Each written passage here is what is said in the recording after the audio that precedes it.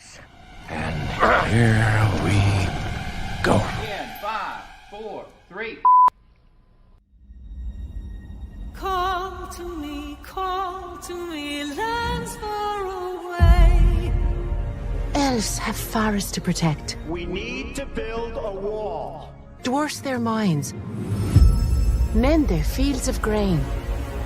But we Harfoots have each other. For I must now wander this wandering day. We're safe.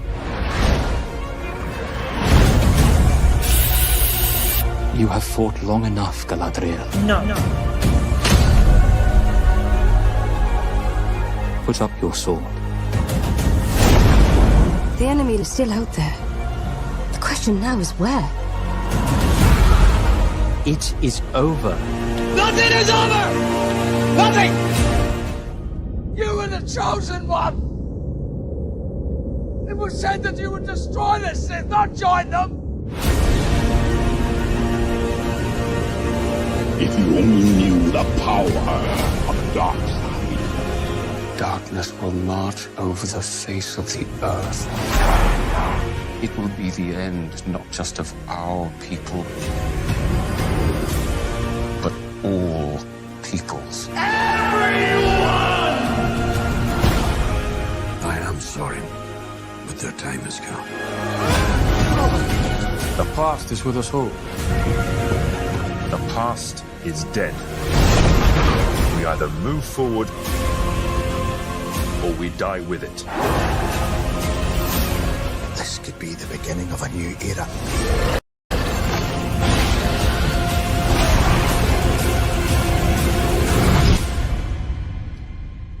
Away I must wander this wandering day.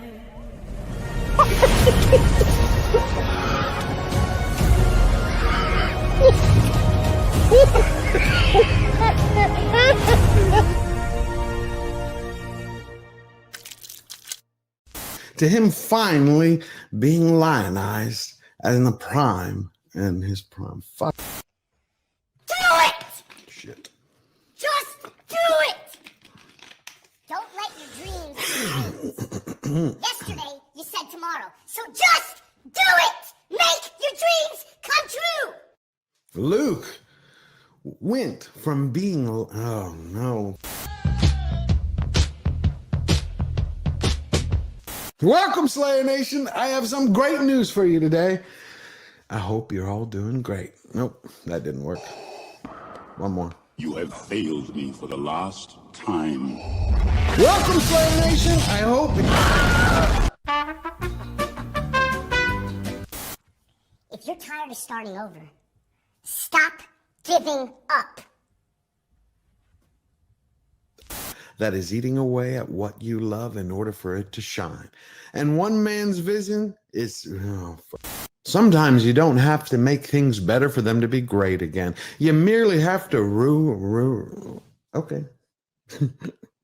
Hollywood continues to slow boil the culture and crazy. Well, right now, Spider-Man actor Andrew Garfield has stepped up and he's fighting motherfucker.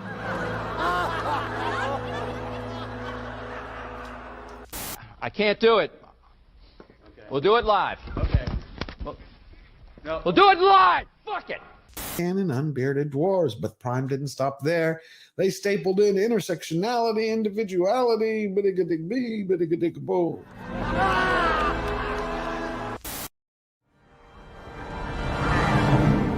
So it begins. At my signal, unleash hell.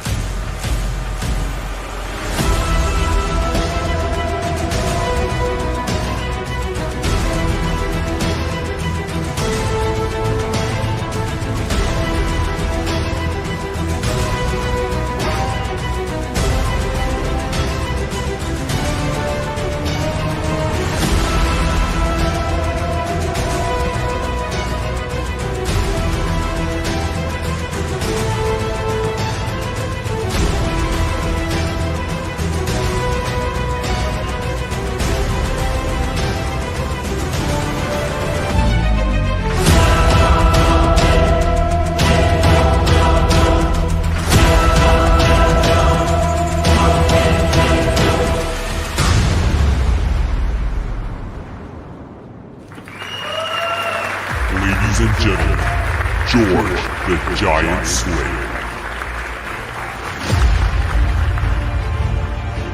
What's going on, everybody? Welcome back to Slayer Nation Live. It's Sunday, November 2nd, 2025. And it is the 4-year anniversary of the channel. All because of you. It's all because of you. I can't even believe it. It's like it started yesterday when I was, well, you saw the beginning of the intro, which we're going to be coming out with a new one soon. I was making mistake after mistake. I still make them. And I was thinking maybe soon we start releasing bloopers again. So you can see what goes on when we're making the videos for you. But it's been a hell of a ride. I love it. I've made a lot of really good friends. Found out a lot about people. And just met some of the most amazing human beings on the planet. I mean, I never thought about it, that I would make so many lasting relationships, meet so many fascinating minds. I mean, people whose insight I respect like no other. We have a lot of them who are going to join us today. It's going to be a good old-fashioned get-together. So it's good to see you. Razorburn, Man of War, Jill Powers, the River Daughter, Larry, all of you have beautiful souls. Joss Hammond, Mr. Brown's Alliance. We're going to have to make him a mod. And I'm missing just Mexican Iron Man, who really helped it. Plus Sindek, my brother from another mother. He was there right from the beginning. Always with me. In my heart. He's always there. We're going to do some great stuff. And we have some new people who are joining us every day. We have a lot of fun and adventures to look forward to. But I think what was interesting about this week, it was like the week that was. Some weeks talk about the crazy, the demented, the good, the bad, the ugly. This week, we had a Halloween in the U.S. And it went everywhere from good to bad to nuts to, oh my God, aren't you just embarrassed that you're breathing oxygen? It's like I turn the lights on in our neighborhood. If you don't have your lights on, obviously the families don't bring their kids around. So I said, okay, we turn the lights on, have everything ready for them. And last year I had put out a bowl. It was like with a little sign, Happy Halloween, please take one. And most of the people followed it, especially today, with Ring cameras and doorbell cameras. You'd think they'd know that they're on video. That doesn't seem to stop certain people. We're going to look at that in a second.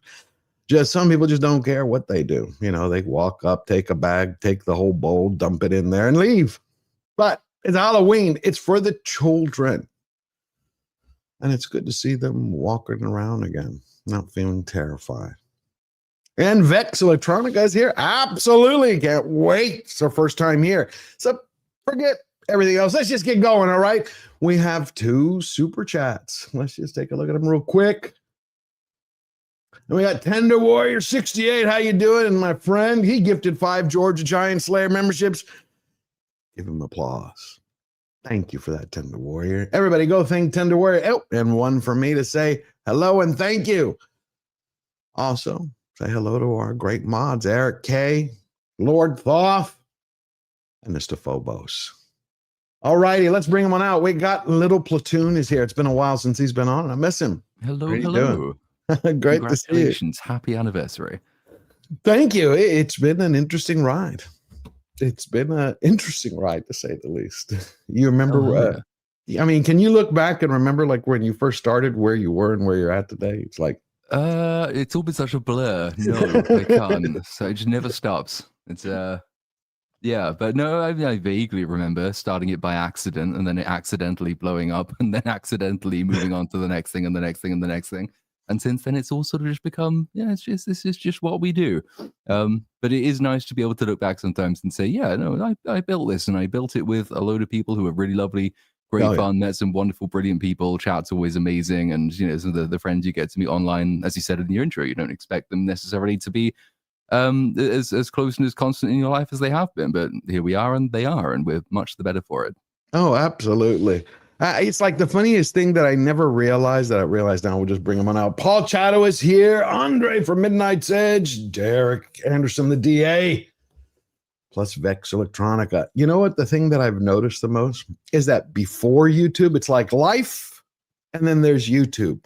Is how the days blend one into the next. It's like he's like, you wake up Monday morning, it's like I got to work on a video, I got to do a stream, and then it's Sunday. I'm like, what happened? Does anybody also else? on Sunday you still got to work on a video and do a stream. I know, but does anybody else? Do y'all get that where the days just kind of blend one into the other? Yep. Every week now, it seems. Totally. Yeah, time just gets away from you, man. Real talk. It is. It's like I turn around and I see my nieces. I'm like, weren't you little girls? Did they like? Yeah. It's like, I'm not convinced this YouTube thing is particularly healthy. Oh God, no. It's healthy. Quite the opposite. It's massively unhealthy. I am purposely trying to, and this is not disparaging to you guys who are working very hard. I try to do things when stuff comes up, and only then. I used to be a newspaper writer where I had to come up with a column 4 times out of every 5 days, and that was a really neat experience. Whoa, that's me. Sorry. Oh, I love hearing myself multiple times, so don't worry. You can keep that on. And that was a really neat discipline, like a Mike Royko in Chicago. You write a column. Oh God, what a great writer. You know, and people need to go back and read Mike's columns, and the guy from Genius. New York. Royko is a genius. Yes, fantastic. There were lots of really good columns. Gary Lawton's here in Canada. So that was a discipline in of itself, and plus you got paid fairly well for it. It was your job, and you had to come up with something. And YouTube is I have my concerns. I don't necessarily want to put it down here. Congratulations on 4 years. I looked up myself. I'm coming up to 9 years this December. Wow. Wow. So, I mean, I shouldn't talk about being stuck on YouTube, but the big difference for me is, as someone who was involved in TV comedy, you'd work your ass off for 8-10 months, and then you got the rest of the year to kind of not do anything. You get paid well, and all of us on YouTube, if those of us who are trying to make a living at it, it's 365 days a year. Yep. It is really pernicious. You can't take a break, because then your numbers go down, and then you try to recover them when you get back. And I feel badly for everyone who has to work really hard, who do work hard in this crazy place. I think, at one point, I think this is the future for everybody whose jobs are going to be taken over by AI. I have this vision where I'm looking at the busy city street in downtown Toronto from some banking tower, and all I see are people with cameras walking around. Every single person is vlogging. Wow. Oh, I thought you were about to say you're waiting for the AI Paul Chatter, so you can I'm going to go take a vacation. There's that too. You just get to work, make videos. I'm not far from that. Anyways, yeah, this is, it's worth further discussion. This is such a weird place. And I'd love to hear what everybody's thoughts. It's going to be more and more common, I think, for the exact reasons that you said. And there, the work-life balance is really important. More specifically, you have to redefine what is work into life. That's what I do. I don't see it as work. It's a lifestyle. It is a lifestyle. Yeah. And now you see, Andre, you saw, it's like Gallup release. I didn't mean to interrupt you. You saw Gallup release, I think it was 5 months ago. Again, they do this I think it's twice a year, where they go to high schools and what's the number one job you want? It used to be, they went through the 70s and 80s. It was soldier, officer, fireman, doctor, influencer. Now it's 75% of freshmen to seniors want to be YouTubers or hey, look at it this way. We are already successful in the North Society profession. That's true. I don't know if that's, but on one hand, is that really good? It's everybody wants to just talk. It's not, I don't think they realize. I think that's the one thing. I love what I do, so I don't consider it in that way work. But when my nieces come over, right, or my cousins, I want to do that. And I'm there's work involved. They don't think, they just they don't understand how much they have to work. Yeah, no, this they is think work. it's like turn on the camera and that's it. That's literally what they think. Oh, I just got to turn on the camera. No, not at all. Yeah, there's a lot of hard work involved, kids. Oh, yeah. Okay. I did my son's he started an anime channel. And I told him, hey man, just make 2 videos a day. Say, talk for 10 minutes, 2 videos a day. That's it. Okay. And how old is he? He's 22. So 23. Has he had a real job? Or does he has have a real job? Okay. Yeah, he has a real job, and but he wants to do this. And I told him, just make 2 videos a day. He can't do it. He can't do it. I did a sketch where the father tells his son that I want to leave my channel to you, son. Dad, I want a real job. I want to be in a cubicle, answering phones. I don't want your. But son, I've got 2 million subscribers. I want to give this to you. No, Dad, I just. The problem with that is most cubicle jobs are going to be replaced with AI. Well, that's the harder that is. And coming. the punchline is that, and all you do is turn to the camera and talk about subscribe and like, and you've ignored mom for months, and she left. She left last week. He went, she did? Yeah. Is she coming back? No. Damn, I should have videoed her. Yeah, and you could always send her a video. It's like YouTube is sometimes like your wife and your mistress at the same time. It's the oddest. It's like send her a video. Hey, did you leave? Subscribe. No. Well, yeah. Again, what is it? YouTube's statistics say that the people who have 100,000 subscribers is what 1%. 1%. Yeah. Yeah. Then it starts getting summer. Oh, by the way, everybody, subscribe, share. You have to mash the like button, George. You have to point at the screen. Share, like, subscribe, because man, this is the only way YouTube count. Well, it is today. That's the new metric, right? If you don't comment, if you don't like, it's all about the interactions. It's all about the likes, the comments, the watch time. Subscribers, they don't even give you access to your own subscribers. I mean, they're not sending notifications to the people who have subscribed and requested them. So it's quite insidious. Oh yeah, that's absolutely useless. So they show you these are the metrics that count, and then they don't use them. The number, it was the Supermo video I did quite recently. Is obviously the longest one I've done for ages is the one that has the most fuck ups in the back end. But it's like the number of people in the comment section saying it's not notified, it's not appearing in the subscription feed. There's no way I knew it was out. Sometimes I go to the channel page and it's not even there. So okay, you tell me that people engaging with the thing is what makes the thing successful. It would be really easy, and for me, if you just let them know that it exists because they clicked several buttons to make that happen. But then they're rolling out this new hype feature as well, aren't they? Which is you can now, for channels under, I think it's under 500,000 subscribers, you can click to hype a video, and because YouTube is YouTube and it's soulless and cash grabbing, they're going to start monetizing that. So you can do 3 hypes a day, or you can buy more hypes and you can hype even more if you want to. And it just makes me want to die. Wow. I just got this last week where I'm having people commenting. They're like, I have to keep resubscribing. See, that's YouTube. They're pissed off. They just knocked out my camera. No, what they're saying is that I've had 7 people who are like, I had to resubscribe 3 times this week. And they don't get the videos. I'm like, we're putting out videos. Like, well, I didn't see them. I'm like, well, I think it would be better if YouTube was a farm team for the networks, where someone on larger platforms are actually looking at what people are doing on this, and they decide that Little Platoon needs to have their own late night talk show, right? I get more viewers than late night talk shows. No, I know, but I was just going to say that. That's the irony, isn't it? That you get more than Jimmy Kimmel. But if you wouldn't turn, if ABC came around and said, hey, we're going to give you the 11:30 time slot to talk for an hour, would you turn it down?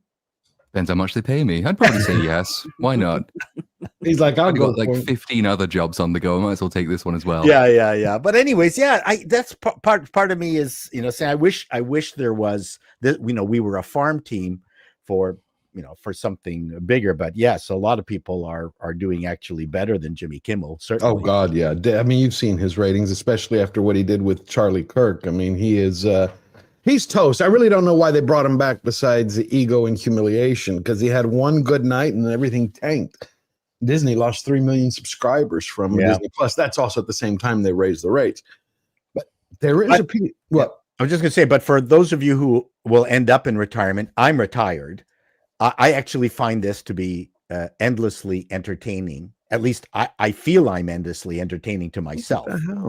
So, and this is how I amuse myself. And I actually really think this is not a bad way to. No, it's a lot of fun to slide into oblivion. Oh, no. I think it's a lot of fun. You're talking, no, I love it. But it's interesting because we always cover what I call this is the Unhinged segment, the craziest stuff this week. But there's a good message. The messages in a bottle you've seen in movies? Sure. Mm-hmm. Well, one was found this week, Melbourne, Australia, and it's from World War One.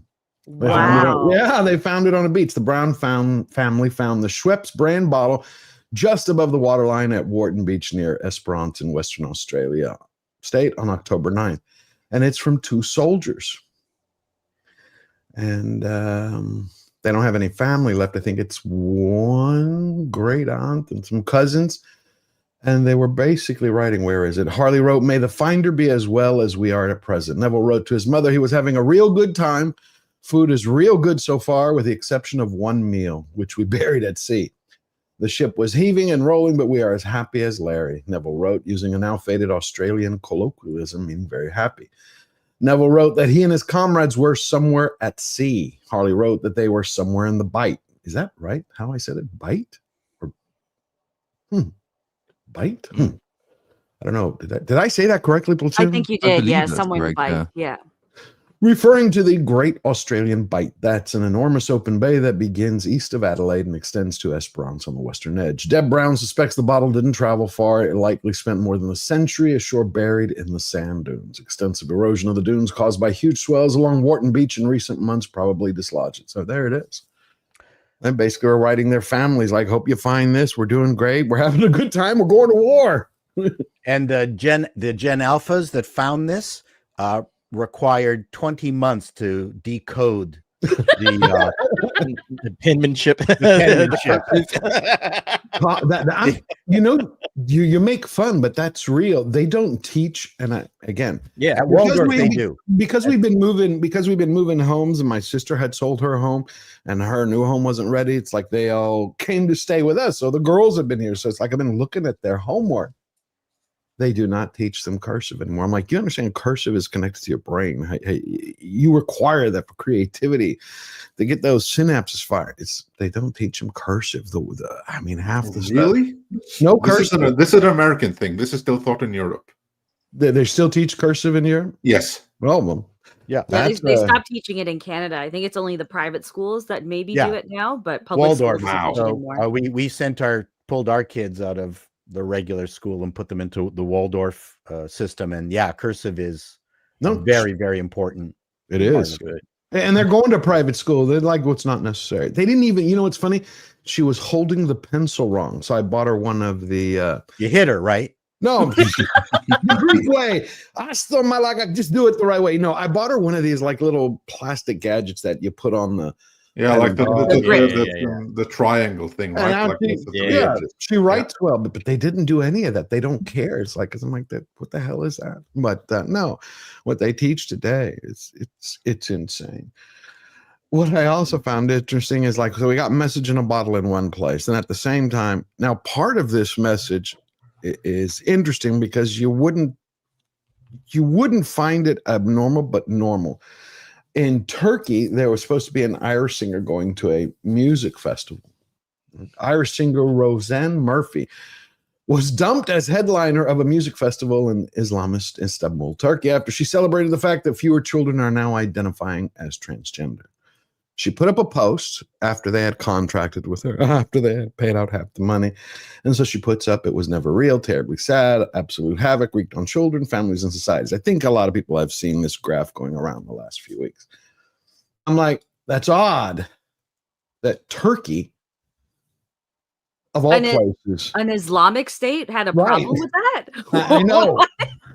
Was it because if it's the festival organizers, Turkey's one of those weird places, because until quite recently it had a massive identity crisis, and like it aspired to be very European. And it's only really since Erdogan got in, and then in the last couple of terms he's had, that it's really, really pivoted hard toward Islamism. But I would imagine there's still quite a lot of legacy contracts with festival organizers and things like that, which are European based and with European values. So it's not necessarily reflective of the Turkish attitude toward transgenderism, because most Islamist countries are actually okay with the trans stuff. They would rather that you had a trans daughter than a gay son. Iran pioneers. Yeah, Iran is the world leader in gender reassignment surgery and has been for a very long time on exactly that basis.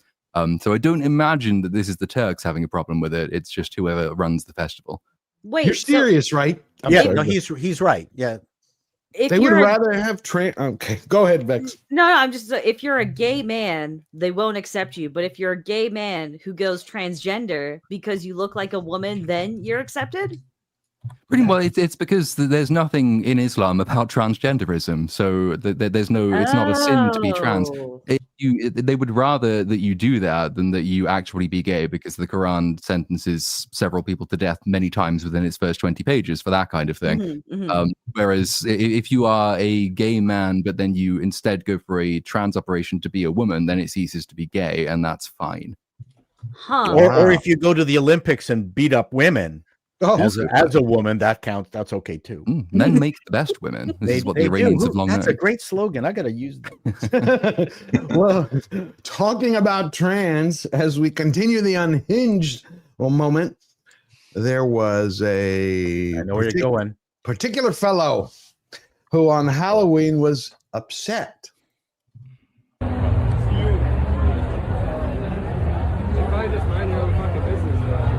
As a Native American. Are you trans?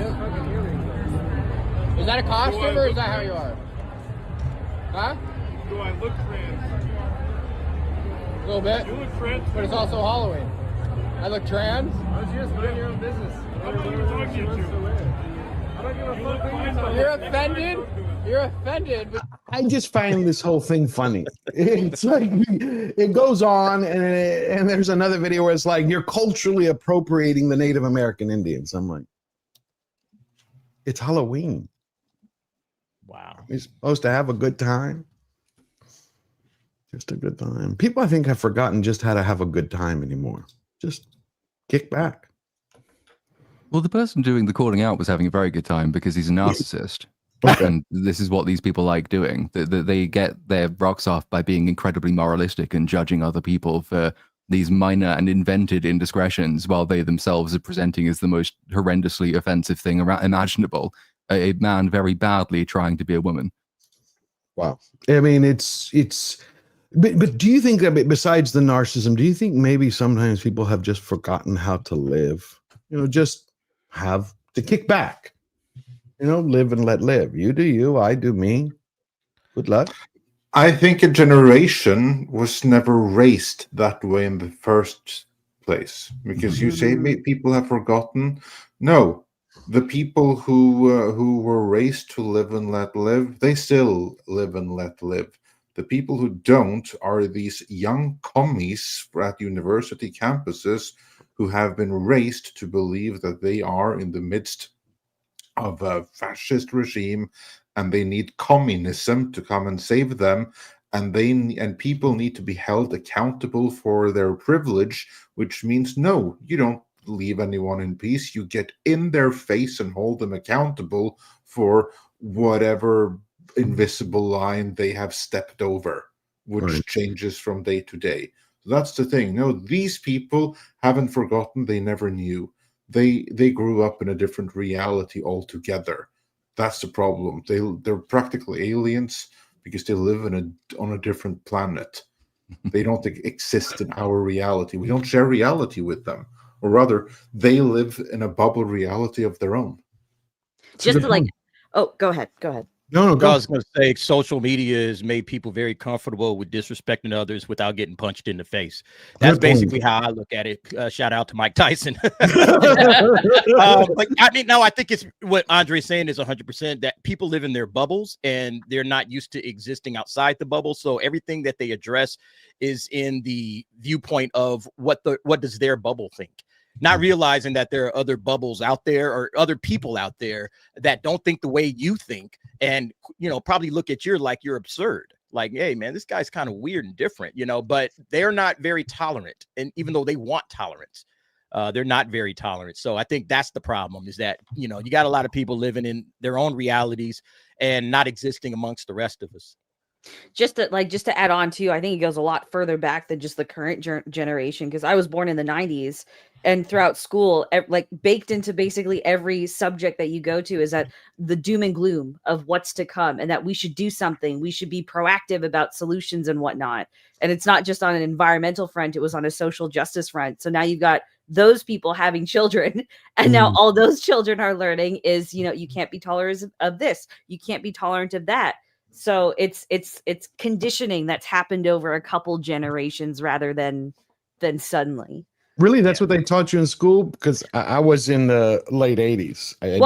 I remember, like, in all the, like, at least in Canada, because I grew up in Ontario, right? It's in like the history, in sciences, in social studies. We would always discuss like climate change and that we should be doing this to do better and doing that to do better. And then as I got into high school, things were getting a little bit more progressive when you started like taking just the history classes, or there's a business course I remember taking in high school as well, where they started to talk about social justice and how we should act this way or do these things in order to ensure that everyone has, you know, equity of outcome and all of that stuff. So it wasn't hardwired in there, but it was enough that was just like, oh, maybe I should be doing. And then by the time you get to university, it's just kind of like an ideological churning mill, right?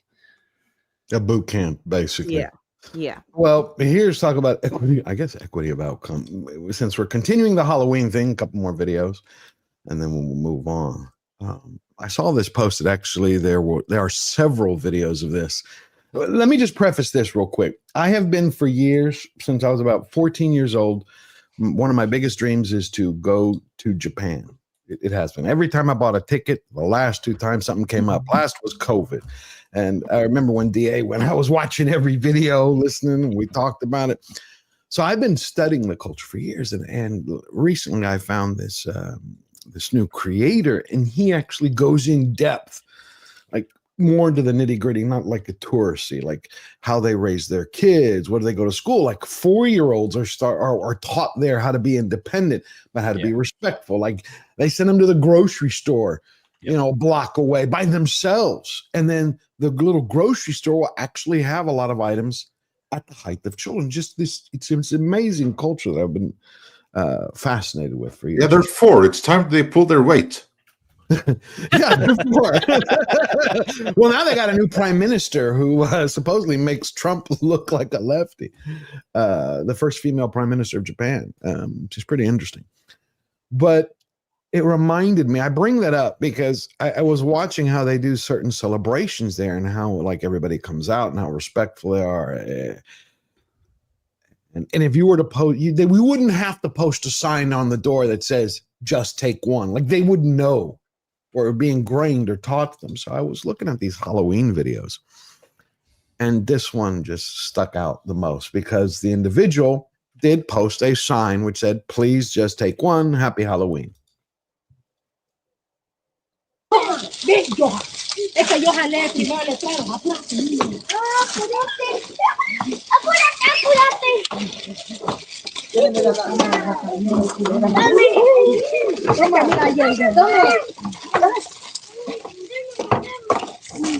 Ya no hay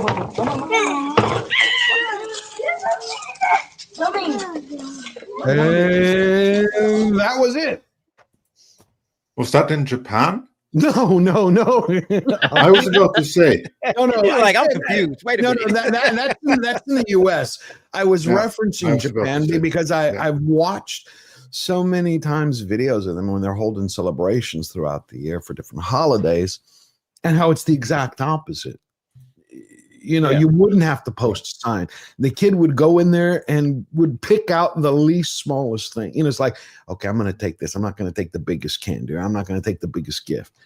And it was just, it's a high trust society, right? It's like you trust people in Japan. I've told this story before about Japan. While I was out there with my son, me and my son get caught in a rainstorm. On our way from the train to the hotel, and we didn't have an umbrella or anything. We just had, ourselves. And so we're, running through the, rain soaked streets. We finally arrive at the hotel.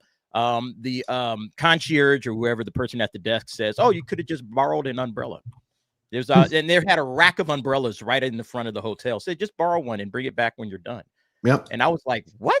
They say, "I could just take an umbrella. You're not gonna hunt me down for it later." It's like, no. No, they have them outside of grocery stores. DA. I was about to just mention that, George. Yeah. As I was going along, I didn't notice it while we were running through the rain, but on the way back to the train the next day, I see all of these shops and stores opened up, and everybody's walking past and dropping umbrellas in these little umbrella cases or whatever. They were bringing the umbrellas back from the day before. And they were just regular shops. A 7-Eleven had a rack of umbrellas, and everybody was just dropping them in. That's the kind of society Japan is. It's like they trust you to take an umbrella and bring it back the next day when you're done. In many Scandinavian countries, people will leave their babies in strollers outside of restaurants. That is, of course, how they mix up the gene pool properly. Can't confirm. That's how they, that's why they get. We do this in really cold winter. We do this. Yes, I have a good. Again, what you're talking about is trust and goodwill spirals up, bad will and be an asshole spirals down. Absolutely. And it's easier to spiral down than spiral up. It takes more work. And it's one of the things that I think frustrates everyone. I think there's every single person in this panel probably does good deeds on a regular basis. It's just something I think that's ingrained in us. And you say hi to people. And I think that expands goodwill and niceness. And that's a stupid term. Sorry. That's, I know what you're talking about. And a friend of mine one time in a condo in Toronto, they had, in the middle of a terrible winter, the alarm went off in the condo, and he went down and he had his winter coat on, but he found this woman, an Asian woman who's from Hong Kong, in just this her nightie, in her silk nightie, and the kid was not properly dressed for the winter, and he took his coat off and gave it to her, right, and said, "Here, while we're out here, why don't you put my coat on?" So she thanked him and said, "Hey, can I get your address?" And he gave it to her. Then he got a call from her a couple of months later. "Are you coming to Hong Kong at any time?" And he said, "Yes, as a matter of fact, my wife is Chinese. I am going to be going to Hong Kong." She says, "Well, we'd like you to visit our house. Thank you very much." So to just cut to make a long story short, one of the richest men in Hong Kong was her husband. One of these houses that had 6 garages in Hong Kong. Wow. And when he arrived at the airport, there was a guy waiting for him in a limo, took him to their house and said, "You are not going to pay for a single thing while you're visiting Hong Kong. If you pay for anything, I will beat you." And he said, took him to the garage with the 6 cars, and he opened up all the garage doors and said, "While you're here, which car would you like?" Wow, amazing. Our chauffeur will chauffeur you around in whatever car that you pick. So, I think good deeds spread good deeds. Yeah, absolutely. They sprout good deeds. Absolutely. Platoon. Well, first, welcome, Verbal. Hey, hey. Sorry, great to have you back. No problem. Glad that you're here. Platoon, when my grandmother was in England in the 60s and a little bit in the 70s, she said it had that kind of community or camaraderie or brotherhood. Did you ever see that? Like, it's similar to Japan? Up to Kind of I mean, open. like you, I've always wanted to go to Japan. Unfortunately, I never have. So the direct comparison is difficult. I was like Vex born in the 90s. So I have some memories of what life used to be like there, but I've been kind of lucky as well because I always grew up in and around villages as opposed to towns and big cities and things like that. And obviously it varies massively depending on where you are. But I mean, I don't think it is just like a modern catastrophist meme to say that things were just better in the 90s. They were, and this is one of the areas in which they were. I remember like growing up in the next village over to where I now live. Like we were basically just out of the house all day, and you didn't particularly worry about who your kids were going to go and bump into. It was a major news story if anything ever went wrong with a kid who was just outside playing, because the default assumption was kids are safe outside playing and you can leave them be. That has changed, even I think within the villages at this point. That there's an increasing sort of, I suppose, townification of lots of the villages, in the sense that a lot of the problems that begin in big cities then spiral down to towns, and then towns down to villages as well. Villages tend to have a lot of migrant hotels near them because that's just what we do as a sensible, mature country. We rent out hotels for people who can sail across on boats, and we don't know who they are. There's one in this village, funnily enough, as well.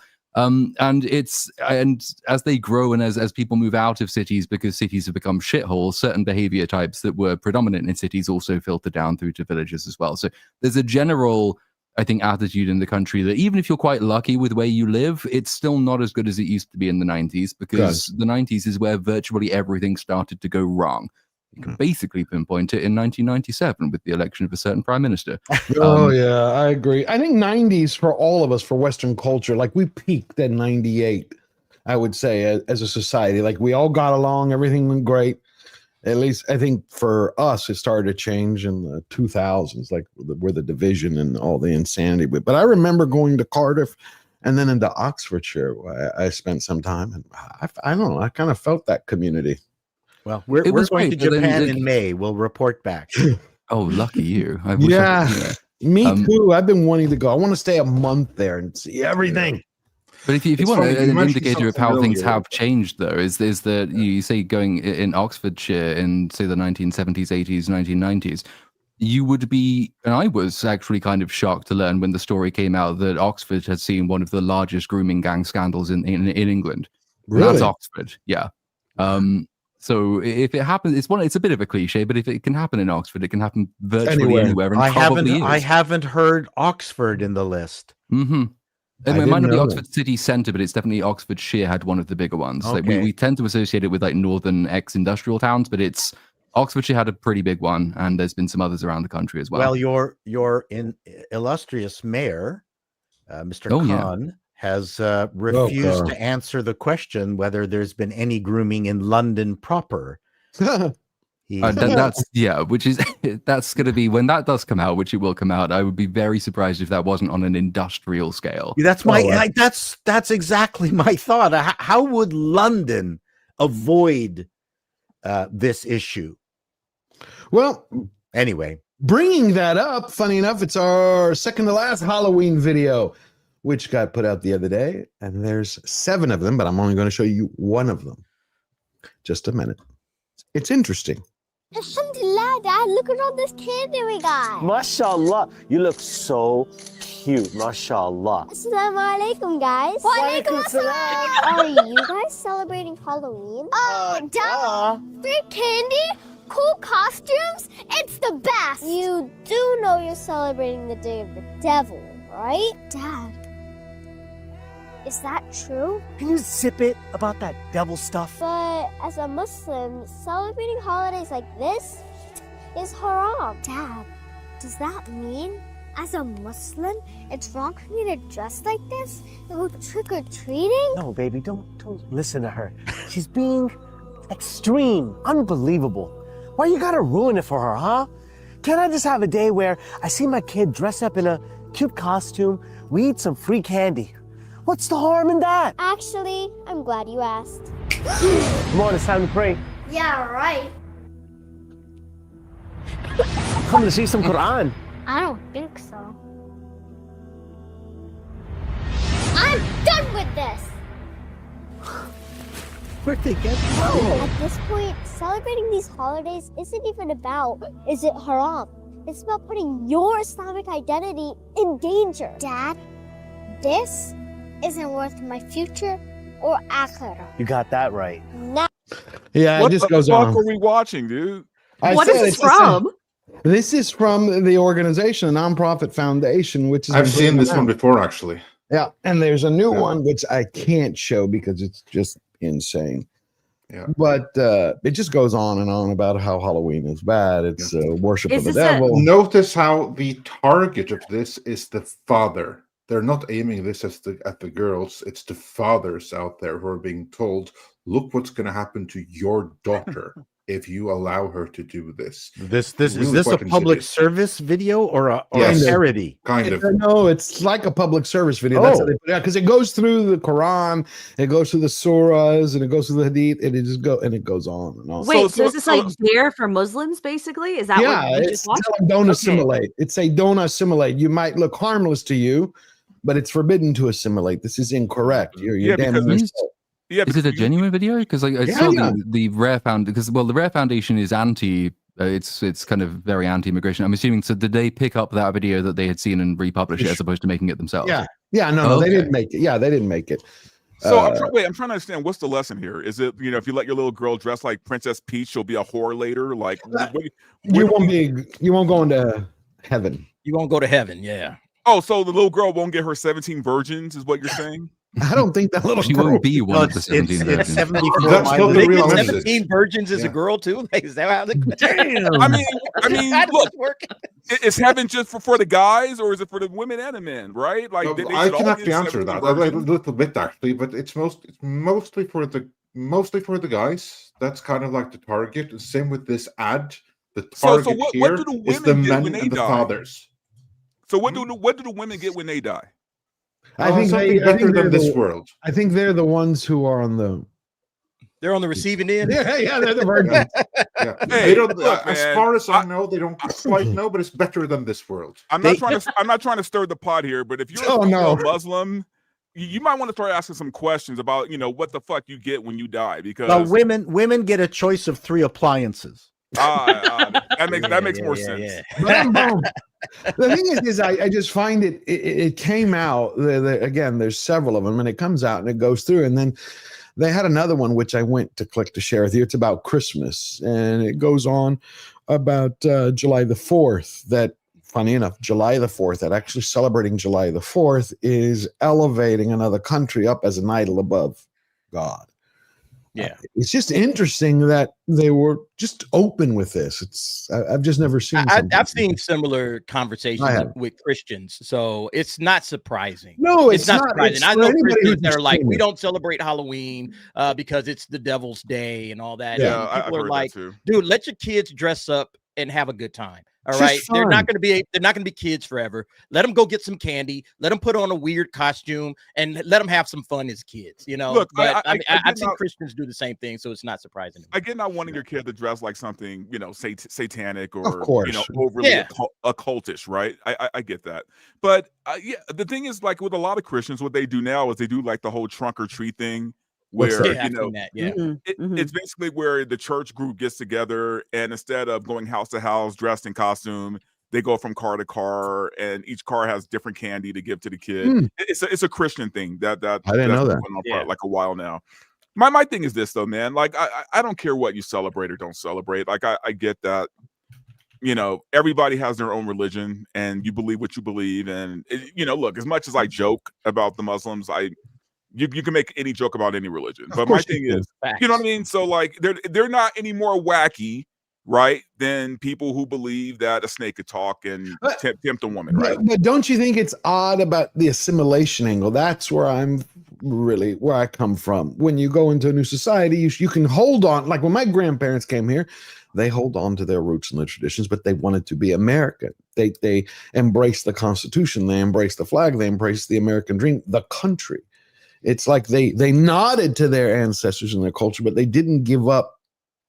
They didn't give it up, but they traded it in, if that makes sense. That depends on what you mean, George, by assimilate, right? Because like, if you're a Christian and you happen to go overseas on a vacation, you're not going to stop being a Christian, right? You're still going to take your values right with you when you go anywhere, right? So like Right. I don't have a problem with them holding on to their religion. Right. I just think that it's, you know, but that's why I wanted to have this discussion. That's why I think it's good to have these discussions.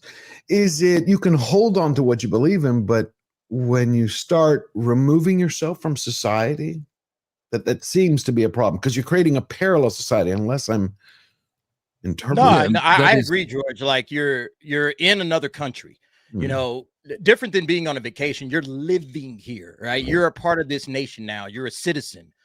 So yeah, that does create that almost parallel situation where it's like, okay, do I rock with the, you know, traditions of this particular country that I'm living in, or do I hold on to my own traditions as above the other traditions that are here? You know, like which way do you go with it? I don't think there's necessarily a wrong answer. Everybody's got to figure out what's right for them. But at the same time, you don't poo-poo or down talk somebody else's traditions. You know, oh, you're, you know, if you're, you know, celebrating Halloween or something, that's wrong. You know, it's like, hey, we don't really do that in our tradition. You know, that's for them and that's fine if they want to do that. That's just not something we do. You don't try to say, oh, you're worshiping the devil. You know, like I don't like that kind of language. You know, just say, hey, we don't do that. That's the American tradition.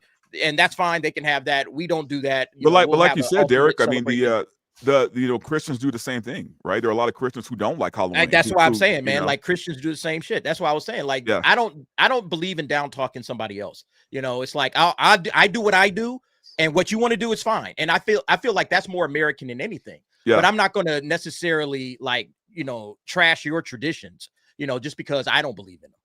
I do. I mean, look. I think traditions on the other hand, but there's a different context as well. Like a lot of people's ancestors who moved to America did so from a context where they had left Europe in which they were a persecuted religious minority. My grandparents. So they explicitly viewed America as a place which was better than the place they were leaving, better than the traditional customs of the place they were leaving, and it was a place where they could go and make a better life for themselves. Assimilation was encouraged, and it was part of the appeal of leaving. The problem you get with a lot, not all Islamic immigration, but with a lot of Islamic immigration is that because it's primarily economic, there is no recognition of the inadequacies of the culture you've left. You haven't been oppressed in the country you've left. So you haven't like started to get that appreciation for pluralism and tolerance that animated some, but not all, of the original American founders. The closest Christianity has ever really had to the majority of modern Muslim immigration would be Puritans.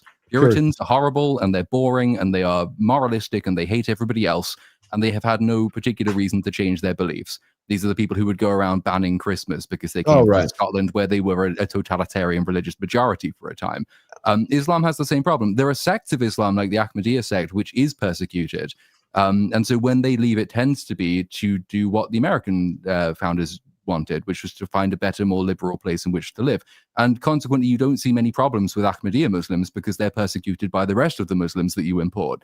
But there is no real incentive for people who come from a traditional Shia country or a Sunni country to come to America and say, this place is better than ours culturally, so we're going to move in and we're going to acclimatize. Instead, it's, well, this place is richer and we can get more money here, but actually their culture is rooted in sin and ours is better and more holy. So we are going to change them as opposed to be changed by them.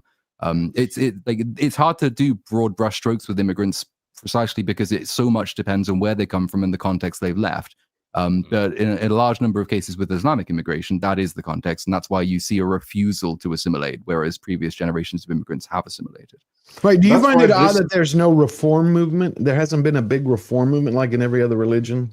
Well, they had a big schism, but that was the Sunni Shia schism. And unfortunately, that made everything worse as opposed to better. Whereas, and again, sort of analogous to Christianity, which had its own major schism and it made everything worse before it made it better. You had the Protestant Reformation and lots of people went around killing each other for their religion, much as we see in the Middle East today. Over centuries of doing that, people start to realize maybe there is a way of living and letting live. And maybe there is a way of like practicing a more meek and mild and tolerant Christianity that can actually live with its neighbors without murdering all of them. And that's the Christian tradition, which then arose in the United Kingdom and then sort of spread across the Atlantic to America as well. Islam went through a schism, which just made it, unfortunately, more warlike and more repressive, where you get the Sunni Shia split essentially over a war of succession. And what was previously quite an enlightened and tolerant religion went backwards and has carried on going backwards. And because we then started propping up particularly backwards regimes, there hasn't been much of an incentive for them to change. Gotcha. What were you going to say, Andre? Thank you for that. I was going to say, yeah, those were some really, really good points there from the Little Platoon. But also, this goes back to what I was saying with why this particular video is so insidious. The one we just saw. Like, forget the implications of heaven and stuff. That doesn't really mean anything. Right. That video was all about control. It was aimed squarely at the father, the head of the household. And it was letting him know, you have to be a complete radical and you have to deny, especially your daughter. Your son can do a little bit more, but your daughter can't have any freedoms whatsoever. She must be completely subjugated, or she's going to go her own way and destroy the honor of the family. That was the model of that video. So this is a video that was designed at making the father of the household more radical, and thus enforce a stricter version of Islam in the household, increasing the schism between that household where that happens and the rest of society around. That's not just in America, that's the entire Western world. That's right. Well, the UK is is going through something. It's all over Europe. Yeah. I mean, the UK is particularly bad. So is Sweden, but it's all over Europe. I mean, It's again, not just the for UK. me though, if that's their custom, I don't care, right? Like they can do what they want. If you're a grown ass person, you make up your own mind about what you're going to believe, what you're going to teach your children, what kind of family you're going to have, right? So if this was aimed at the men, and the men are, if they were moved by it or for some reason judged by it and felt the need to adapt to it, that's up to them, right? Yeah, my thing isn't about their customs, right? The customs are customs. People are going to have their own customs, whatever. My thing is, I don't believe in assimilation and not assimilating. Right. If you come to America, right, you can keep your customs, you can keep your religion, you can keep all that, because guess what? As an American, you are entitled to believe whatever wacky shit you want to believe, no matter what it is, right? I mean, there are people who are furries here. There are people who no, I mean, I know what you're saying. I'm not trying to compare the Muslims you to got the them, furries here, but and you got the Puritans, and you got the Puritans still alive. They're now in Hollywood, though. I am not comparing Muslims to furries, but what I am saying is you have the right to be whatever you want here, right? My thing is, once you're in this country, though, I don't even care about the UK. Look, I appreciate the UK. I wish them better because they're having a hard go of it. Okay, but when you're in this country, we don't assimilate. Like, you assimilate to us. We don't assimilate to any other country, right? And that's my problem, right? If you come here talking about not assimilating shit, like we have to assimilate to your culture. No, hell no, right? Right. Believe what you want, follow whatever religion you want. You don't put that shit on us to follow, though. Yeah. That's all. Well, it's like in Japan, I just noticed, again, I go back to Japan because I've been studying it a lot lately. You can't go there, it seems, and survive and thrive if you could get a visa to work there, let's say, without assimilating. Like, you'd be right. You have to assimilate to that country. You couldn't say y'all are going to assimilate to me. It's just, Andre, you got to get going. Yeah, unfortunately, yes. I just want to make one more point about Japan, which goes back to what you were saying about writing in cursive. Right. In Japan, they have the kanji, which is something that really trains the creative side of the brain, because it's basically like all these symbols, right, that they have instead of Latin letters. So words, rather than being assembled by letters, you have like these essentially hieroglyphs, right, carrying opinion. Pain in the ass to learn. Even most Japanese don't know all of them or even half, but it trains creativity. So there's that. Yeah, beautiful. It's just, yeah, great point. Great point. Well, thank you, Andre, for coming today for our celebration. Absolutely, yeah. Andre's was the first channel I was on, so I remember it. Thank you, my friend. We've been on for 10 years now. Imagine that. 10. Nice. So you and Paul are competing. Cool. For what? For who's the longest? Who's the longest? Damn Who's it! gonna last the longest? Oh. well, he certainly wins for most diverse careers. Thank you, my friend. You want to say anything that's coming up at Midnight's Edge to share with everybody? Yeah, we have our regular streams this week, starting tomorrow, 9 a.m. LA time. Then we have a ton of videos coming over the course of the next week. Plus, we have a ton of videos already out that, of course, YouTube didn't help share. So just check out the channel, check out the most recent videos, check out the video that we just did on the fall of popular culture, which I think makes some really good points. So good that YouTube did not want to push it.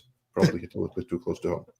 Yeah, we just did a Disney, kind of like a 17-minute Disney, kind of like the fall of Disney through 2025. It's brilliant. I have to say, when I first got backstage, for a second, I was about to say, who the hell is that guy here? I didn't know because I didn't see your avatar. I was about to type until you started talking. I was going to ask Fletcher, who the hell is this guy? Who invited that? I don't know. That's the first time I'm seeing Andre as well. Yeah. And then he spoke. I'm like, it's not my fault. It's not my fault. Thank you, Andre. It's in my grace. Well, thanks for having me, and have a great rest of the stream. Thank you, my friend. Here is the. I think we need to encourage Little Platoon to get rid of his avatar. One day. Maybe. Can't wait to see it. Here's the last Halloween video, then we'll jump into Hollywood. I thought, because this is a positive note, I always like ending on a positive note when we have crazy.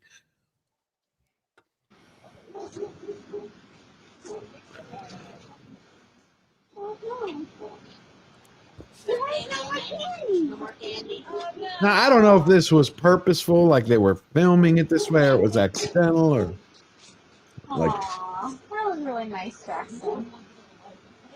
Let's go, Mike. For the next kid. There you go. Danielle's like, nah, I want that one. Fake. Yeah. No little kid giving up candy on Halloween. I don't he's like, well, certainly her mother clearly refused to give up candy on Halloween. Yes. That was fake news.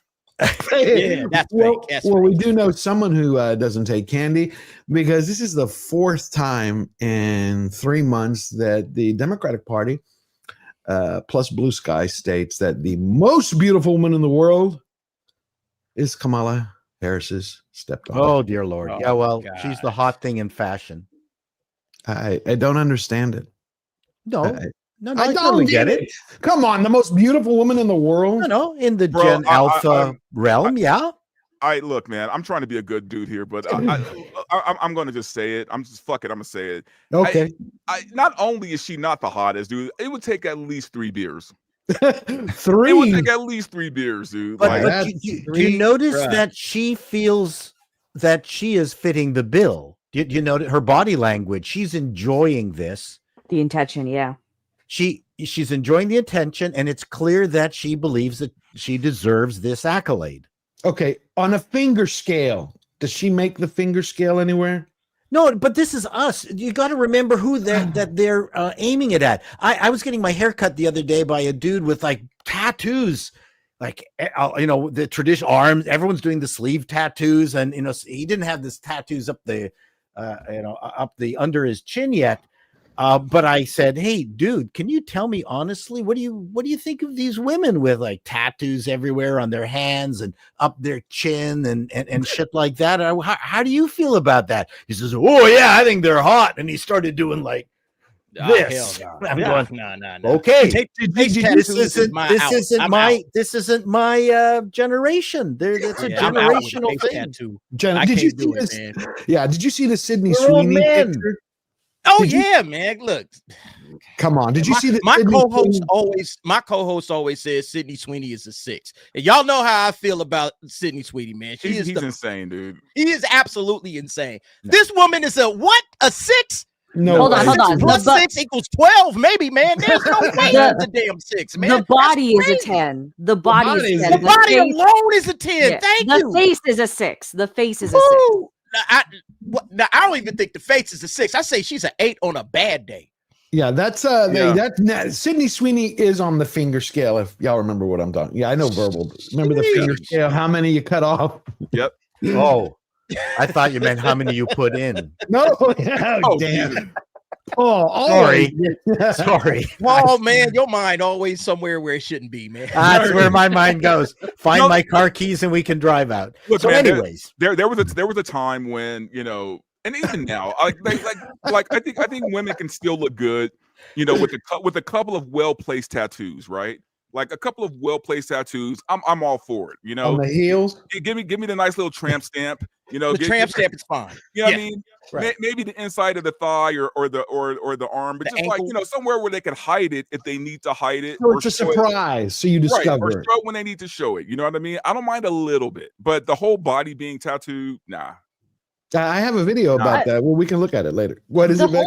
the whole body tattoos have never necessarily, like, I'm not a fan of it on women. It's like you took like a stamp to your body is Yeah. where I find it's unattractive, because all it looks like is that, oh, you have ADHD and you couldn't really follow through with a sleeve or a tattoo style you really wanted. Like Miley Cyrus, she could be really gorgeous if she didn't look completely dent-headed with all those stamps all over her arm. No, true, yes. but it's a thing. It is really a generational thing. It is, yeah. And I don't understand it. I mean, and she's wondering why she can't get a job. Actually, she doesn't have a job. That's what she actually listen to. What is it? I am a food stamp recipient, and I hope everybody knows that after this government shutdown and when all the food stamps come back, I can't wait to make a haul to make all of the maggots angry, okay? Because I am going to be buying candy and junk and soda and all the things, $200 worth. I don't even care, because screw you for thinking that we shouldn't get good things in life, that we shouldn't even have food stamps because of the people who abuse it. Okay, like, it's funny because of the fact that we don't have food stamps for November, and I'm completely fine. I have so much meat in my deep freeze. I have so much food in the food pantry. I have so much food that me and my kids are gonna be fine. But it's literally just the principle that you don't even care about kids starving. So obviously you don't, because you spend it on tattoos. So I don't get the tattoos. I don't get the tattoo of the. I think the neck. what's worse is the pentagram on the neck, arguably. I'm not going to take that seriously from it. I don't get it either, though, Paul. Like, up the neck, I don't think that looks good. The face, it doesn't look good. Right. Please, Also, only some people can get away with. It needs to be said. This woman, there is no reason why she can't work, right? This Right. woman she looks like she was built for the pole, right? You know what? No, she There- has there- an there- there is a she has an OnlyFans channel. There is a job for her waiting, literally down the street if she wanted it. Yeah, she can join It's Kamala's right there, daughter. man. She can Every join- truck stop has a glory hole waiting for her to, No, jump in. no. I do man. think the whole food stamp thing. I'm glad. I mean, I don't like anyone to there's suffer, but OnlyFans. 43 million people. There's OnlyFans, And there's there's people that she has love that. options. Yeah, she has options. There's no reason she needs food stamps. All right. Why am I paying for her children to eat when But she, she 43 can million? get the job done on her own, man? It's ridiculous. Y'all have that in the UK, don't you? Platoon, the like Dole, I think it is. Yeah, but we used to have like a huge, really complicated mess of a benefit system, and then we tried to roll it all into something called universal credit, which is a huge and complicated mess of a benefit system, and then we're going to replace that with something else eventually, which will be a huge and complicated mess of a benefit system. So it's like, yeah, essentially we are paying a huge amount of money. The welfare bill in the United Kingdom last year exceeded the combined budgets of, I think, defense and education. Wow. So it's quite big. And inevitably, whenever you point out, hold on, it can't be this big. We can't surely have, I can't remember the precise percentage of the population currently on out of work benefits, but it is huge.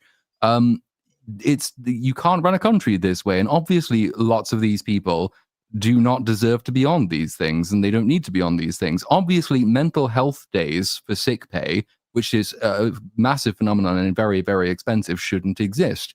But as soon as you say, I think we need tighter controls on benefit spending, someone will say, how can you be so insensitive? Don't you want poor children to eat? I say, well, not if they're you, but otherwise, yeah, I'm in favor of targeting the benefits payments at poor children, and very much in favor of targeting benefits payments at poor children. That's not what we're doing, though. There is a massive problem. There are many massive problems with benefits culture. All modern democracies have them, which suggests to me that the problem is one that's common to all modern democracies.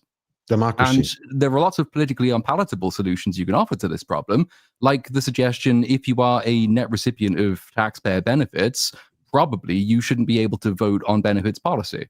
Yes, That's somebody, one thing. I think that's great. Maybe you shouldn't vote, because isn't it like Alexander Titler said? Was it Lord Alexander Titler? No, you're right. Yeah. Like, Yeah, you know, that every civilization, every 200 years, we talked about that, I think, last year. It's like they go through this cycle, but it goes basically once the politicians figure out that they can give largesse from the treasury to buy votes, that's the beginning of the end for that. Yeah, democracy just becomes bribing citizens with other people's money, which eventually becomes their own money. And then we run out of money, and then everyone gets very violent. And if we can stop that from happening, we should. But it's politically unpalatable to suggest means to do that.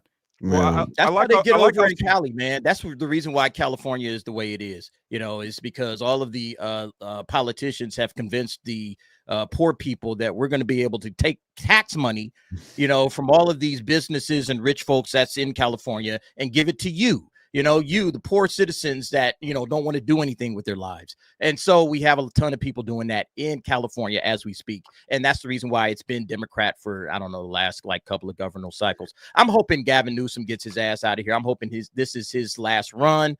And then, you know, once he's out of here, you know, we finally can, you know, move on and get Clean house. Yeah, and we really need to, man. We really, really need to. But yeah, that's the problem is they convince the poor people that we have the solution to all your problems. That's what's going on in New York with what's his name? Mondani, he's going to win on Tuesday. He's going to win. He's going to win. And he's convinced New York City. It's ridiculous, man. I've listened to the answers. You know what the top 3 answers are? He's young, fresh, and he's basically our finger to the establishment, the Dems. Yeah. Like the policies, they don't care.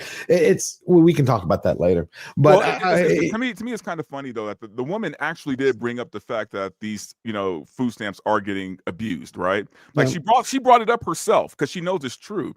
And look, man, I remember like this was back before the lockdowns. This was like before 2000, maybe 18, I think. My cousin, who, you know, he for whatever reasons messed up, you know, his life. He drank himself to the point where he had kidney failure, right? So he got put on government assistance, things like that. And I remember I got a call from my brother who was supposed to take him to the welfare office to you know, get like, you know, food stamps and things like that. My brother couldn't do it. He asked me if I could do it. So I took my cousin down there, and I'm waiting with him because again, he's not in full health. So I'm in the office just kind of waiting for him to do his thing, and I'm just kind of looking around. Man, the shit I saw, right? Like I saw people there wearing better clothes than I was wearing, man. Wearing brand new Jordans, you know, wearing like, you know, better cell phone than I had. I'm like looking around like, and these are the people who are applying for the food stamps. And I'm like, you know, I'm looking around and I'm seeing like nice cars outside. I'm like, what is going on here? Like, what am I missing? These people don't look destitute. They don't look broke to me. I mean, they look like they're in a better place in life than I am, and I'm working my ass off. I got you.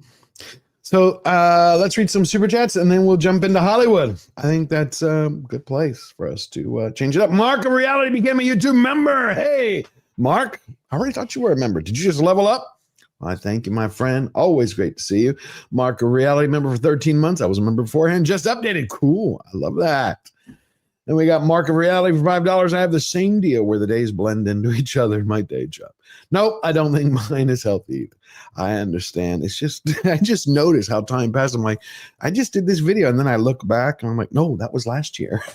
I judge the days by like who's streaming that day. So I usually don't remember what day it is. But if it's Saturday, I know EFAB's on, so it must be Saturday. And you're on, so it must be Sunday. And I'm on, so it must be Monday. I love that. I love it. Mark of Reality for another $2. There should be a course in cursive. Yeah, there should be. I think cursive is important. I think reading is important. You know, they have these kids at school, they don't read books now. They give them these pads. They're not like iPads. There's some other kind of pad. And I was like, no, you need a book. Maybe I'm old fashioned, but I think there's a connection between, you know, hardback and that's paper. not even hard old fashioned. There's actually evidence that reading a physical book is far better for your mental development than on a screen. Oh, thank you for that. I didn't know that, but I just think it's I don't know, it feels that something tactile about it. I still buy my books as books, not Hold the book in your hand. Yeah. Holding the book in your hand, turning the pages, feeling it. Yeah. I think there's something to it. I'm reading this novel now. It's taking me forever. Fantastic Four. This is what I'm reading right now. Chainsaw Man. Oh yeah. I was going to ask you before you let me finish these real quick. But I was going to ask you: is it worth it to get started on Chainsaw Man the series? Yes. Yes. It I is want one to of the see best that. I want to see the movie. I want to see the movie. Go see it. Go see it in the theaters. The whole run of the first season, I think it's still on YouTube. It Crunchyroll threw it on YouTube. Go watch that, and then go watch the movie, and then get caught up. It's awesome. Because I'm on episode 755 on One Piece. That's good Lord. Yeah, because there's 1,100. So I figured once I'm finished, which we got to do a One Piece stream one day. DA. Yeah. Bob the Lobster gifted 5 George Giant Slayer memberships. Thank you, Bob. And please, everybody, go thank Bob. Bob's got a beautiful soul. We also got Razorburn, my favorite rivet head, for $2. Congrats on 4 years. My favorite rivet head, and many more. You too.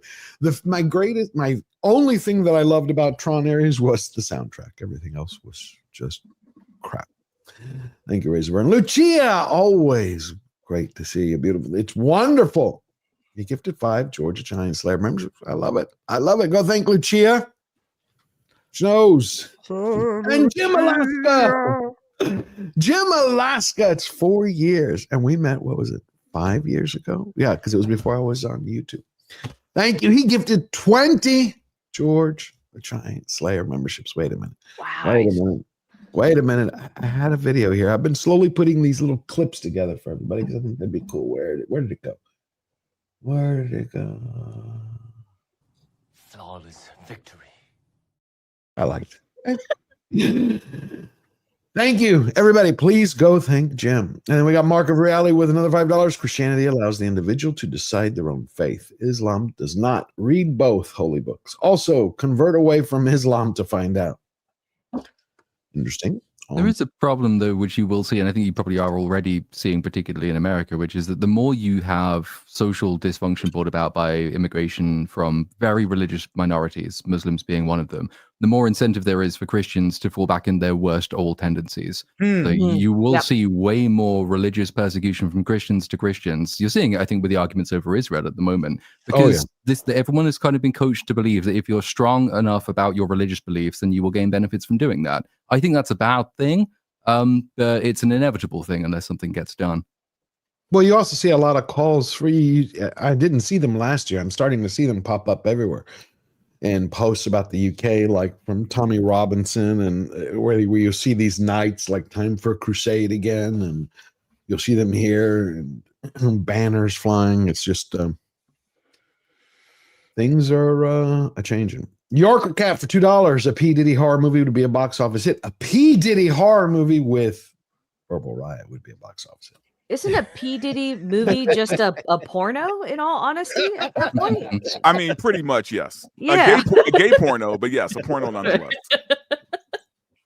Well, he's got, 4 years now to... He'll be out in like 12 months, though. Yeah, he doesn't want to get out, though. Oh, really? He doesn't want to get out of prison. I mean, come on, man. That's like a nonstop orgy for him at this point, right? I mean, he got all the men he wants all in one place. Yeah, but he's had private jets. Now he's stuck in one spot. I mean, he partied all over the world. Dude, look, he'll be out in 2 years. 2 years? If not sooner than that. He's not going to do the full. Yeah, 12 months is what I suspect he'll be out. 12 months? Yeah. Okay. Well, maybe Pedro can join him in jail. Pedro. Yeah, on good behavior, he'll be out in like a year. Is anybody else sick of Pedro Pascal as me? It's like, I know I've said this before, but I'm just tired of him. Everybody is, man. I just see him, and we included him in our latest video. People, you see the comments like, I didn't know he likes nails. I'm like, I know. It's weird the way you know what the most frustrating thing is about Pedro Pascal is that he is actually a decent actor. Mm-hmm. He's a decent actor. He's just annoying in every other way. Just won't shut up. Yeah. If he just zipped it. But I don't know. I love that glow stick clip of him where he's like rubbing it like a dildo. I do really like that clip. Don't like Pedro, but I really love that clip. Yeah, it's just they pushed him so hard. I think we counted him 9 He's not matched for the last couple of years. Yeah, projects. Yeah. I Yeah, agree. he's He's in not too a much bad stuff. actor, but he's definitely put into roles that he's also not suited in. Like he was a terrible pick for Joel in The Last of Us, in my opinion. And Mr. I don't know why he was. Fantastic. Mr. Yeah, and that as Fantastic. well. Yeah. People I forget he was supposed okay to be with him the as lead Joel. in Weapons. He was supposed to do weapons. But Really? because Oh of the- yeah. Yeah. Josh Brolin's role was supposed to be him. Yep. Yep. But because of the pandemic, because of the writer strike. I'm sorry, the strike and the actor strike, they had to pivot, and so he ended up not being in it. Otherwise, we would have had even more Pedro Pascal. Wow. So yeah. I'm just thank over the Pedro. strike for that.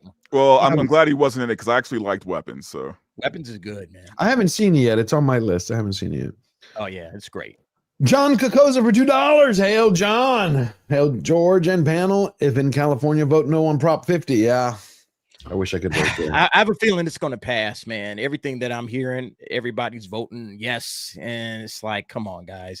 It's the dumbest proposition in the world. Okay, Those California's of us who live already in a been different gerrymandered to communist hell. hellhole. Which one is Prop 50? Yeah. What's Prop 50? Yeah. Prop 50 is the one where they want to add more.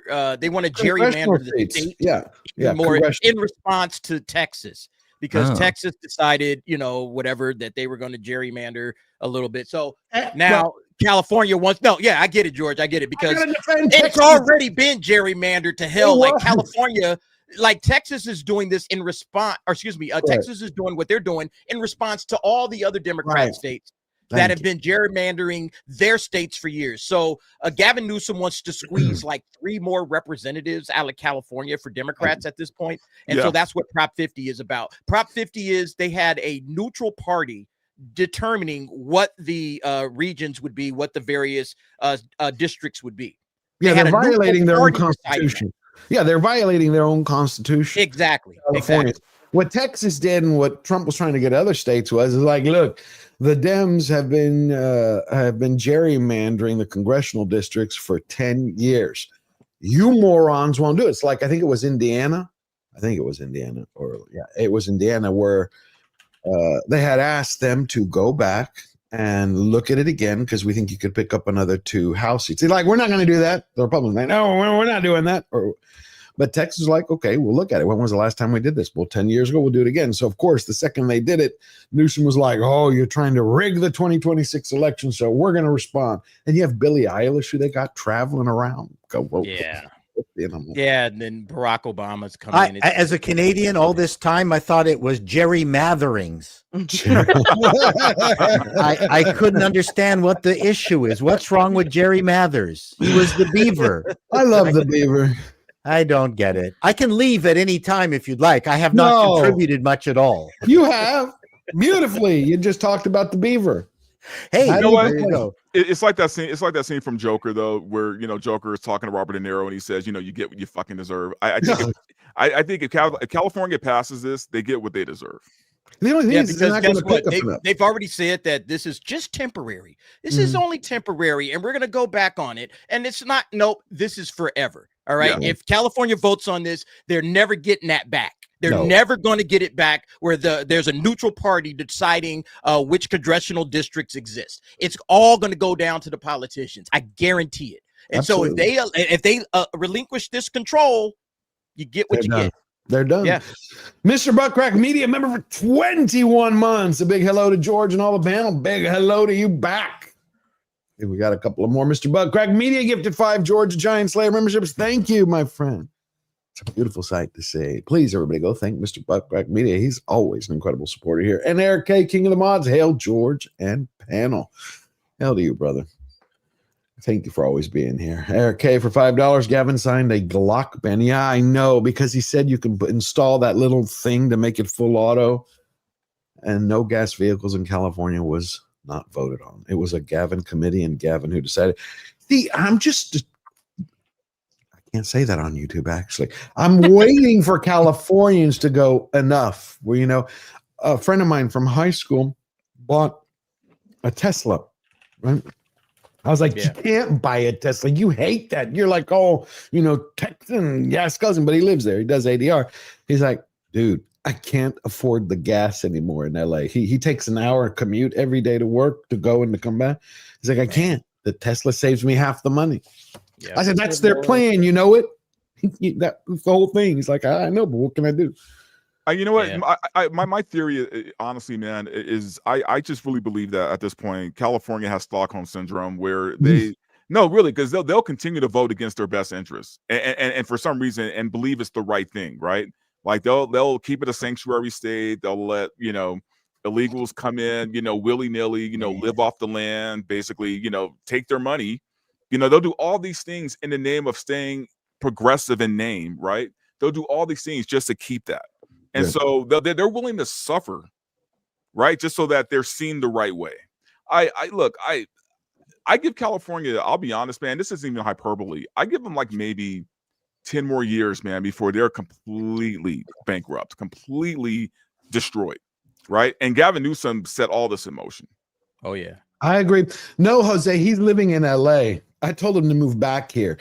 He was from Texas. He's living in LA, and he says he can't afford the gas prices. I agree otherwise. Look, I'm gonna be honest with you. Colorado, where I am now, it's very liberal. Like, it's not like I moved to some like conservative sanctuary, right? Like, no, purple. Colorado is fairly liberal, man. Like, there's actually misgendering laws here that I didn't know about. Yeah, they take your kids they take your kids if you. Oh no, George, not the kids thing. If you misgender somebody, like at a Starbucks, oh, that I didn't know. You can get in trouble, man. So, like, I mean, it's fairly liberal here, but even with that, it still feels lighter than living in California. How is that not compelled speech? Well, it is.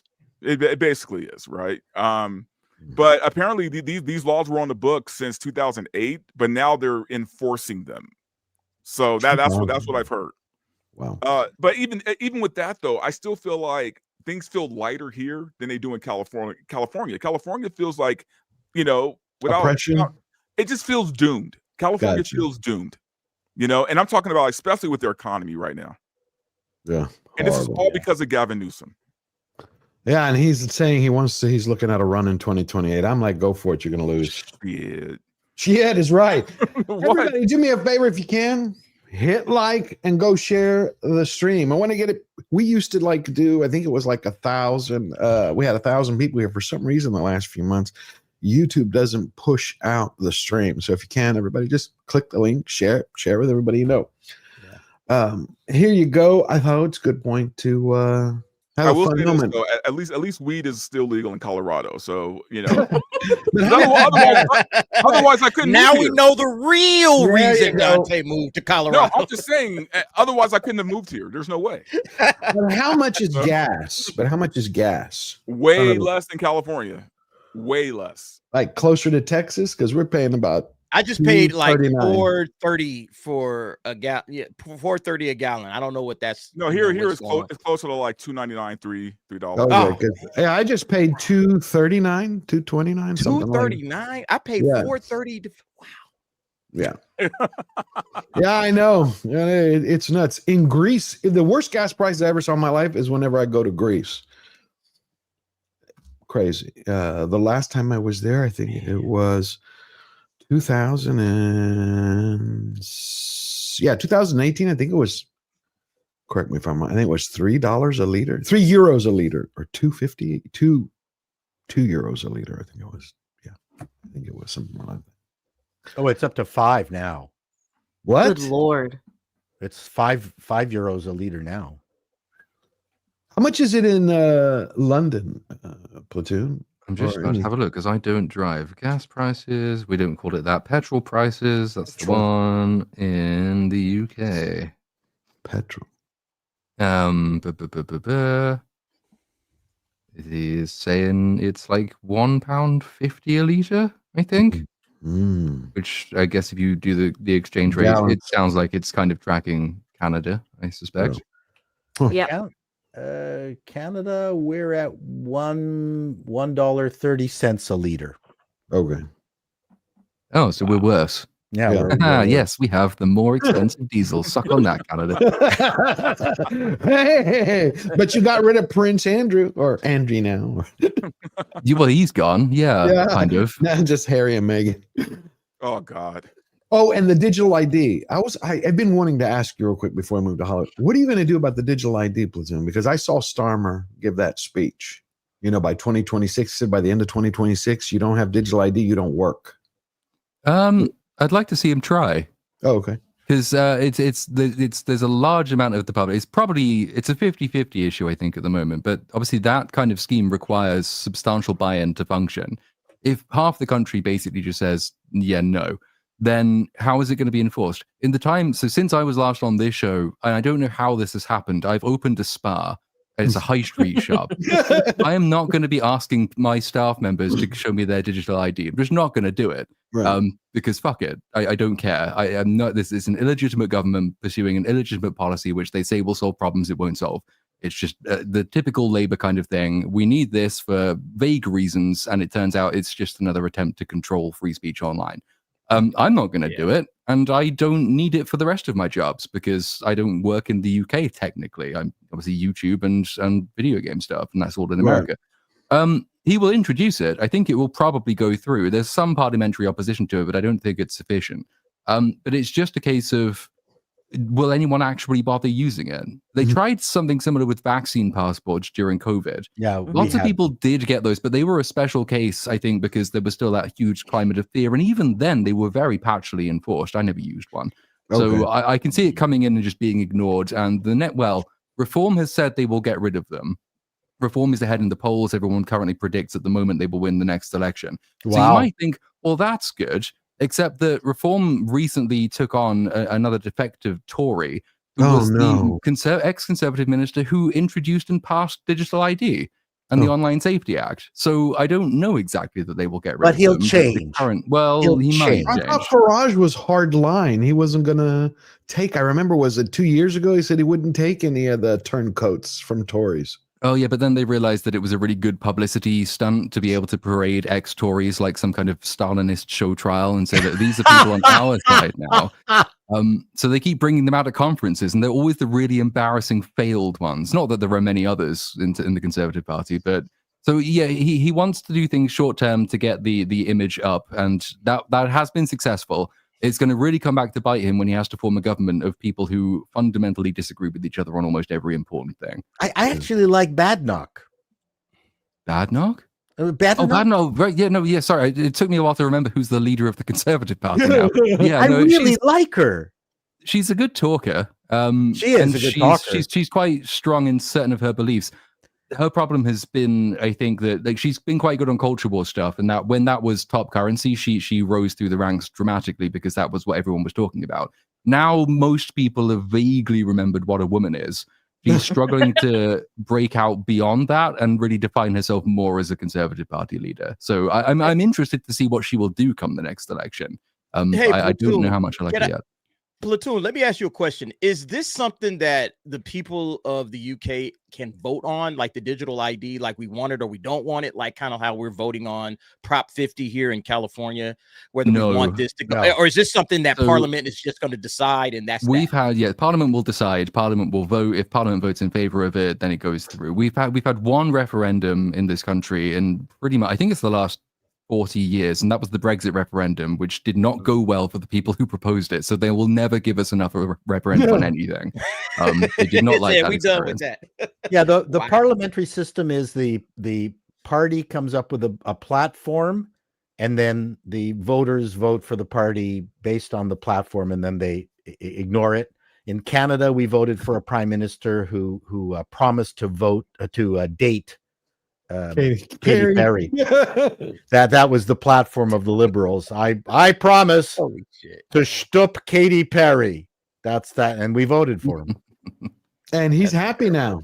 He seems to be extremely happy. So that's how the parliamentary system tends to work. Yeah. Okay. Great. Gotcha. I don't like that. Yeah. I like to vote for everything that I want or vote against it. Absolutely, amen. What makes America so massively successful compared to most parliamentary systems is that you're basically just one big laboratory experiment. You have every single state which can do everything differently if it wants to, and then the best thing will eventually filter through. In this country, because it's unitary, the government makes the decision and everyone just has to go along with it. Yeah, it's nuts. So now we need a little bit of good time. This, to me, looks like it could be fun, this film. So I'm going to play the trailer all the way through. And tell me what y'all think of it. I'll be right back. Oh, yes. Yeah, it looks like a lot of fun. Jimmy Carr's movie. Yeah.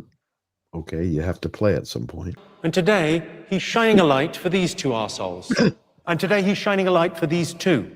Oh, that's Our Carl. souls are eternally in his debt. Amen. I don't know. It looks like fun to me. That looks like Jimmy Carr. Rian Johnson's gonna be he's gonna be putting a shotgun to his head because his Knives Out movie comes out around the same time as well. Similar mystery premise, right? Good. Does anybody like Knives Out? It reminds me of like 10 Little Indians has been parodied to death, but this looks like, you know, a good bit of fun and a little bit. I don't know if you see Gosford Park, which is I quite like that sort of English upper class house based murder mystery drama has always been a staple of English. It's mostly like literary fiction, but it moved its way into movies that took themselves quite seriously. Gosford Park's quite good, but Evil in War did great stuff comedically with very similar premises. The country house and the squire and all the rest. So I'm kind of looking forward to that one. That looks like it might be funny. Well, Jeeves and Wooster did it really well. Mm-hmm.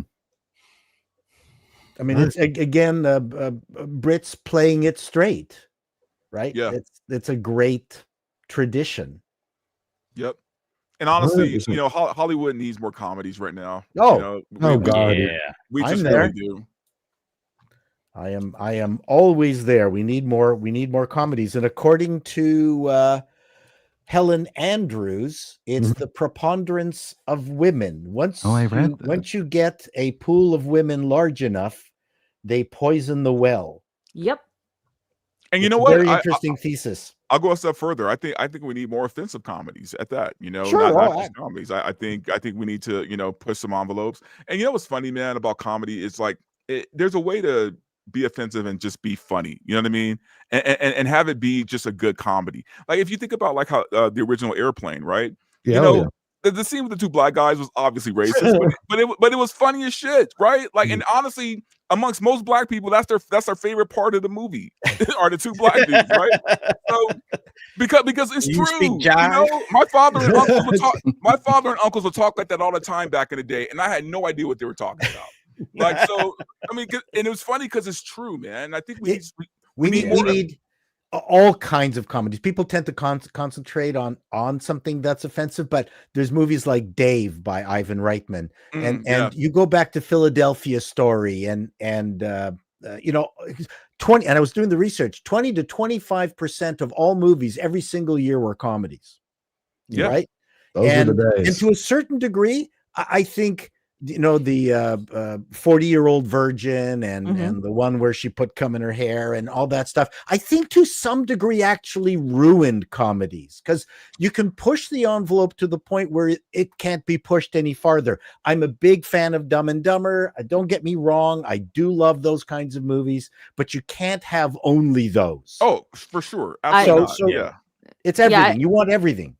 I agree with you there, Paul, because you could notice the decline in quality when, oh God, what is that guy? He's the Jewish guy that makes all of like the Superbad and Pineapple Express. And all Seth of those Rogen? movies. Seth No, Rogen. not the actor, the writer, director. Judd Apatow. Yeah, Judd Apatow. He just kind of blew up thanks to Superbad, and then all of comedy just became like depraved humor. Yeah. There was no variety, and then after that, we just got no comedy. Like there's not even been hit or miss comedy. It's just none of it has been funny whatsoever. They've just kept trying to push the gross envelope or the derogatory envelope, and we're kind of experiencing just a death of comedy right now. Even then, the derogatory one was kind of restrained because like that's the kind of humor that's not been allowed for much of the last sort of 20 years, unless you're already well established. South Park could still get away with it, for example. But if you're trying to break in to write a new comedy that's even mildly offensive about any group, you were not going to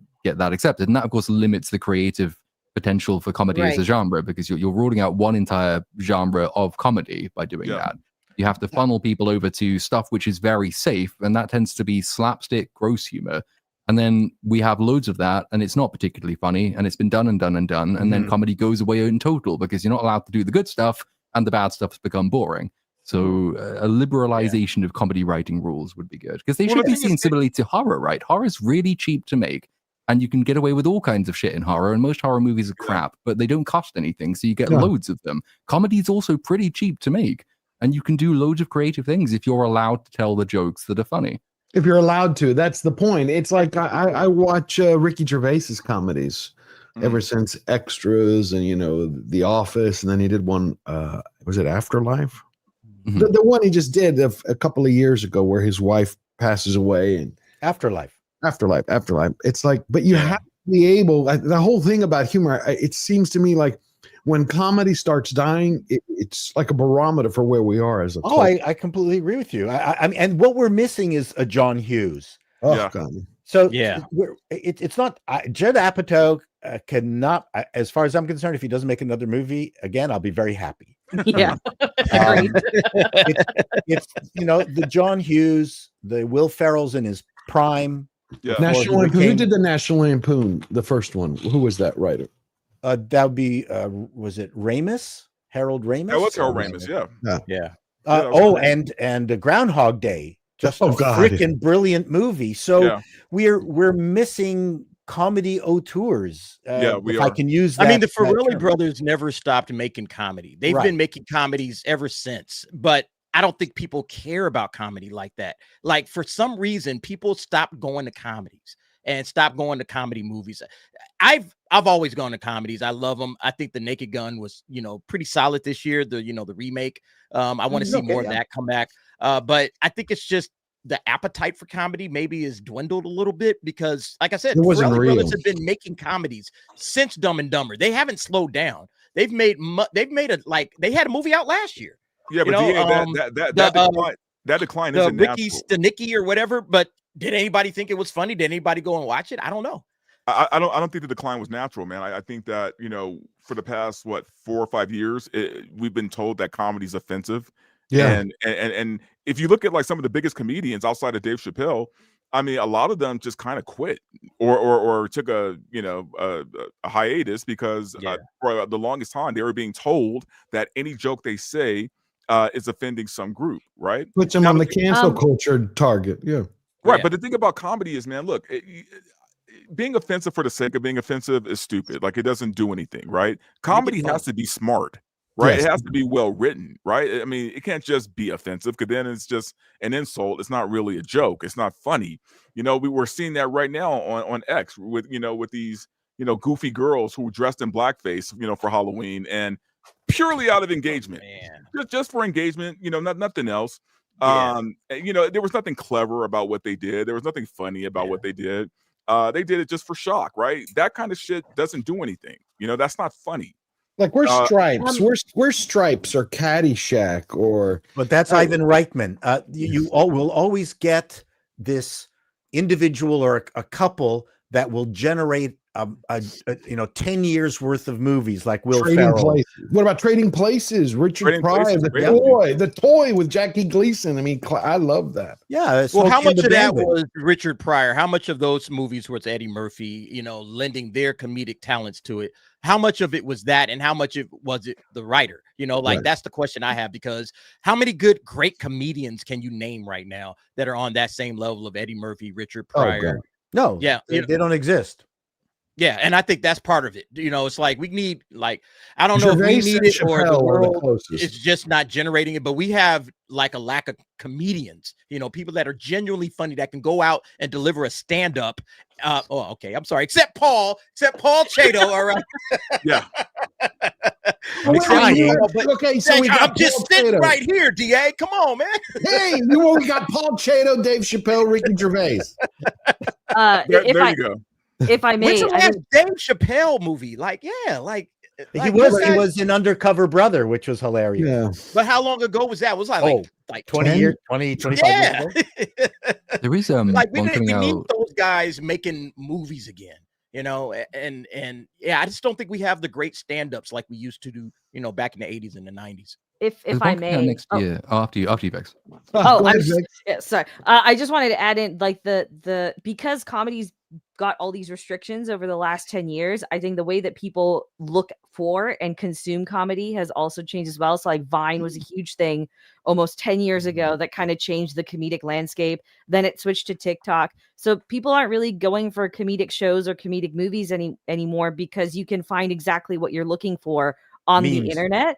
Yeah. Right. And there's on top of that, like a lot of the like the newer comedians, for example, that are like having, you know, their tours and stand-up shows and everything, they all came from YouTube or TikTok or Vine. So they're the ones kind of dominating the landscape, but then that humor doesn't necessarily translate from a small kind of 30-second snippet to a wider audience, right? So the parameters in which we consume and enjoy comedy have also greatly changed, which I assume affects box office turnout equally as well. Because I like that Naked Gun movie too, but oh yeah, nobody really turned out to watch We it. need some young people. We need some young people. You don't need me. I mean, I love Nate Bargatze. He's one of the funniest stand-ups around right now, and he's not a dirty comedian. Nate Bargatze, I don't hilarious. I have Like, to look him watch up. his Yeah. Netflix special. Okay, I will. The one I in his wonder yellow if yellow Drewski outfit. if Drewski does that take off? Does that become a big movie if he jumps into a movie? Probably I don't know who Drewski Like, who the is. hell is Drewski? Yeah, who the hell is Drewski? And that's the problem. That's right probably there. the problem right there. I just named a very famous YouTube comedian, online social media comedian that everybody absolutely loves. Oh, wait a minute. You're talking about the guy who went to the NASCAR thing? Yeah, that dude. Yes, Yeah. he was hilarious. So if he does a movie, if they say, "Hey, let's give Drewski a movie," does it pack the audience in? It, I think it does. You know, but you got to start. You got to start with guys that are popping right now. Like, I think Drewski is a hilarious guy. He was funny as They should hell. probably give him a movie deal and let him make a couple of movies. You know.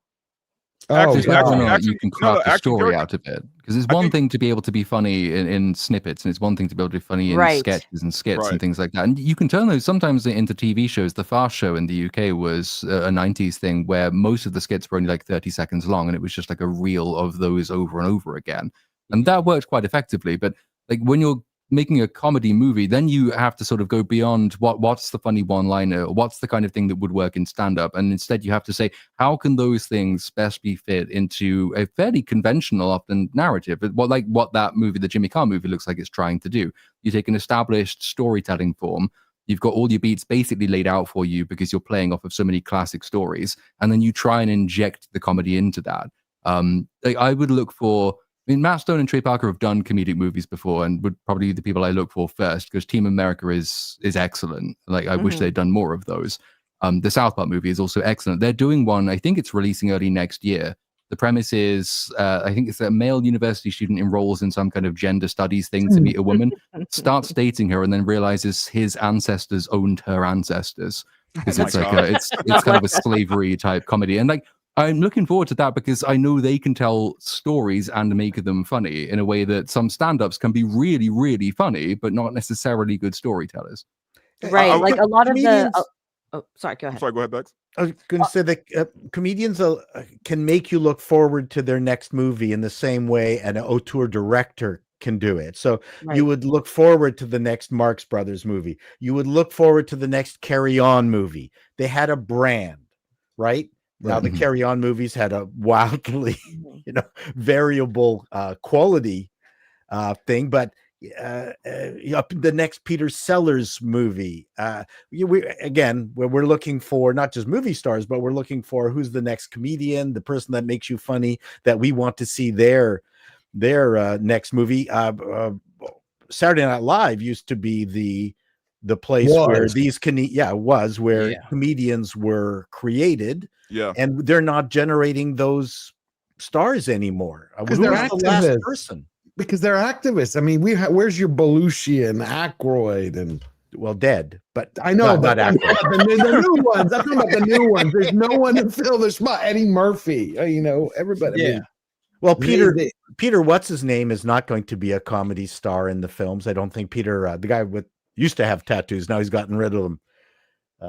Who I find quite funny. Pete Davidson, you mean? Pete Davidson. I actually find him quite an amusing guy, but he's not turning out to be the big comedy star that everyone thought he might be. He doesn't translate to film. That's the problem with a lot of these comedy stars, is they blew up elsewhere, and their form of comedy, like Platoon was talking about, it doesn't translate to long form. It doesn't translate to storytelling very well. So that's why we're kind of in the slump we are right now, on top of, picking out only celebrities that will, walk on the leash sort of deal. Yeah. Well, you also got to give them a platform that'll work, a thing that works for them, right? Like if you're doing like a Drewski movie, I'd assume that it would be something more along the lines of like a Jackass or a Borat, where it's it's kind of like live action, like the skits. Yeah, like like live action skits for like an hour and a half. Right. You know? I got you. Well, here's Drewski's latest one for everybody who doesn't know. I can't find the NASCAR one. So this is the latest. I think one. I saw the one where he was all whited up. Yeah, that's the NASCAR one. NASCAR, I can't find it, but this is the latest one. Black man! Black man! That's right! That's right! That's right! That's right! That's right! That's right! That's right! That's right! That's right! Receive this word, white man. That's right! That's right! That's right! You celebrate Christmas, don't you, brother? Yes, you do. And it's a white holiday. White holiday! Black power! Black is power! Black is power! That's right! That's right! That's right! That's right! Black is power! Black is power! Oh, man. Oh, that's the bad news. Lost another one. You feel us, right? Boys, you need to come join us, bro. That's right! You need to come join us. That's right! That's right! We are not equal! We are That's not right! equal. Our ancestors did not live for this. That's right! Poison! So, okay, can you stop it for a second? Yeah. Stop it for a second. The way this becomes a joke is one guy breaks off and goes, "But brother, she's blonde." she's a blonde, brother. I don't think you can argue with them. I mean, that becomes writing. I get this joke, but it's not. You got to write it correctly. You got to write it. It's got. There's an idea here, but you got to write it. I like That's it. right. Yeah, exactly. Oh yeah, you know he's right. She's blonde. Yeah, let him go. Let him go. Oh God. I can write black. I can write black. I'd rather be in the cell than to be in hell. That's right. Free man. Free man. Free man. Free man. Free man. That's right. John in the window, chapter 16. That's right. A white man will beneath emancipated souls. That's right. That's right. How can I help you, sir? I do not need help. I will assist myself. What form of payment for this, please? Easy for you. Is it because my skin is black? We out here bringing our people back to the law, statutes, and commandments, man. We do not follow rules made by white men. Damn, we do not follow rules made by white men. You are not a sister, and you will not proceed to be a sister. I'm sorry. That's right! That's right! That's right! That's right! I wonder how many people know that this is a joke. There's probably a lot that don't. Yeah, like, I think that's most what people know that he's this is a good joke. at. That. That's what he's good at. He's good at going out into the real world and actually doing his comedic bits, like he did with NASCAR, and getting everybody to buy in and having fun with it. That's where his talent lies. But like Little Platoon says, can you turn this into a movie? Right. You know, that's the question. Can you turn this little comedy bit, which is like 2 minutes, can you turn that into an actual film Well, for an hour and a half? But that's where you need a real writer, right? Like, right, you exactly. need a real comedy writer. Yeah, because somebody can take this material and absolutely flip it into 90 minutes and give that character a backstory, and they could do that. Absolutely, absolutely. But you need a really good comedy writer to bring it all forward. So yeah, I think Drewski's got a lot of talent, man, because he does so many of these little skits where it's hilarious, but it's just 2 minutes. And he has a huge following. He has a huge following. So yeah, he's pretty funny. He is hilarious. That NASCAR one that you sent me, Fletcher, that's just 5 seconds. It's like a Daily Mail piece. If you can find the other one while we look at this. Well, so I was going to get into today, but we're having a lot of fun. Disney, as everybody's heard, or if you haven't heard, they cut ties. They're done with Doctor Who. The Doctor. Anybody surprised? It's funny when you listen to the reasons from conservative media. They're like, okay, it went woke, they died. But then you have a Deadline article, which pretty much at the end is like, well, some people say it went woke, and that's what happened. Well, it was a 2-year deal with probably an option for extensions, and they chose to not extend it. Yeah, because they ruined it. Except the BBC. True, but I'm just saying it was 2 years. I mean, it was a 2-year deal. Right, but the BBC, when you read the article, someone from the studio was saying that Disney didn't push it enough, and Disney's like, we spent millions. George, there is no pushing Doc. Look, man, I love Doctor Who. I'm talking not about this. somebody as I am a Doctor Who fan. Okay, Me too. You I've are. been a Doctor Who. I think Colin Baker is probably my favorite doctor of the bunch. I've been watching Doctor Who for a very long time, and I can tell you right now, Doctor Who is probably as niche as sci-fi gets. Man, Doctor Who has never had a huge fan base. Man, it's been a very niche sci-fi property, right? You don't think under Tennant and Matt Smith it got global? Even with those guys, man, I'm telling you right now, there was one point where Star Trek and Star Wars fans looked down on Doctor Who fans, right? like I'm telling you, like Doctor Who was not a popular brand. I mean, yeah, in the UK, sure, but here not so much, man. And so to take something that's very niche, though dedicated, very dedicated fan base, to take something that niche and then try to do what they did with it, man, like basically, so they're taking the audience, the niche audience they have, and pushing them away. Right. So who's left? Yeah, like no one's watching your show. I love Tom Baker. It was Tom Baker for me because that was my first Doctor. That was on PBS, watching him every Saturday. And then it was Christopher Eccleston, but then I saw Tennant and fell in love with Tennant, and then Smith. And I've always loved Matt Smith, and actually Capaldi might have been one of my favorite. I think he had episodes that were written bad. He did a phenomenal job, but I saw 2 episodes of the one after Capaldi with what's Jodie. And I just was out. I was just done. And I saw one with Nagudi Gawa. Nagudi, I think I said it. Shooty Gawa. I think it's like Django. The N is silent, right? Like I think it's just. I thought it was Nagudi. Okay, Shooty made shitty You work. can't use the N word. Shooty made shitty work. One of the things the article points out is that can I stop for 1 second? You darker fellows, did you see this one white comedian do? Darker fellows. Hello, colored people. Am I hurting myself? Sorry. Anyways, there was this comedian that he had this hilarious bit where he said, you know, as a white person, I can't say the N word, but as black people, and he was pointing to 2 black people in the front of the audience, says, you can't say ask. But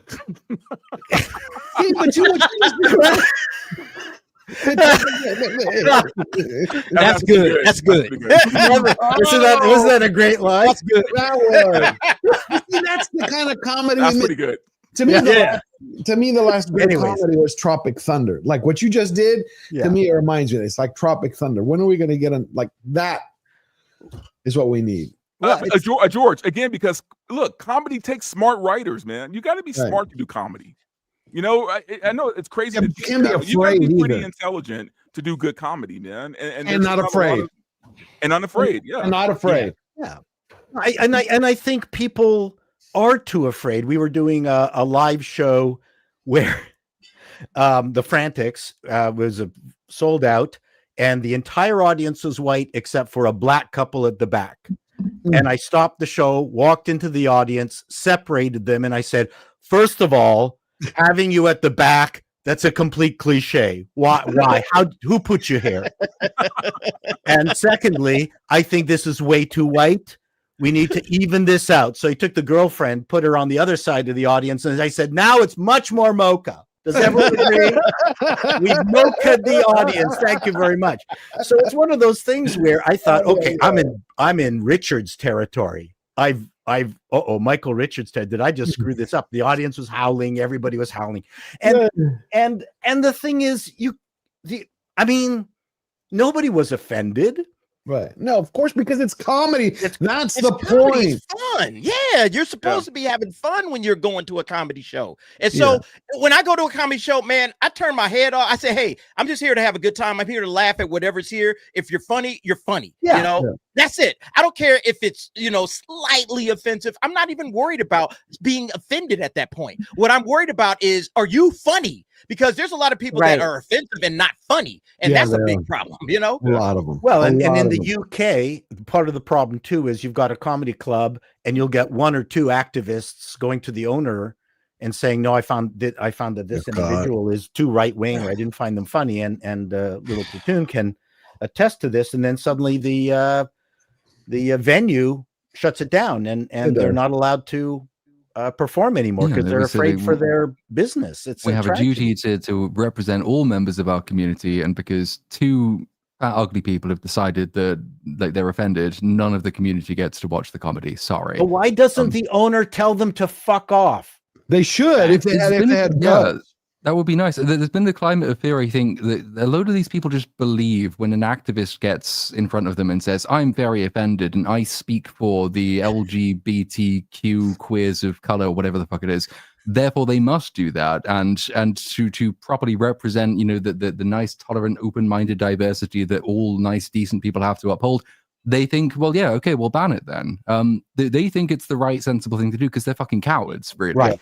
And that will change over time. But like, I've had bits and pieces like that. I had an advert for was it HelloFresh, like one of those food delivery things that I was supposed to run in July last year, and I did the script for it and everything. And they were fine with it up until the day before the video was due to go out, and they said, "Oh no, you told a joke about furries in this ad, and it's Pride Month. We can't be having that."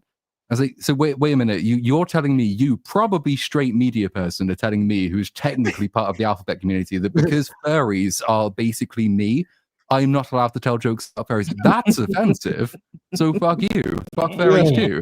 But this is the default attitude. It's the tolerance of HR, and HR is just full of either tyrants or cowards. The joke now is, as a white straight woman, I'd like to speak on behalf of all gay black men. I know, that's the craziest thing, but you're right. It is. One of my favorite British comedians used to be Eddie Izzard, but something happened in the last few years. He's not funny anymore. No. I just don't know what happened. Isn't he a woman now? Sometimes when he feels like it, right. Yes. And has he got the dress out of the wash this week? Yes. Yeah, okay. He can be a woman again until it gets smelly. It's just I hate all these people, but it happens, and loads of them were captured by it.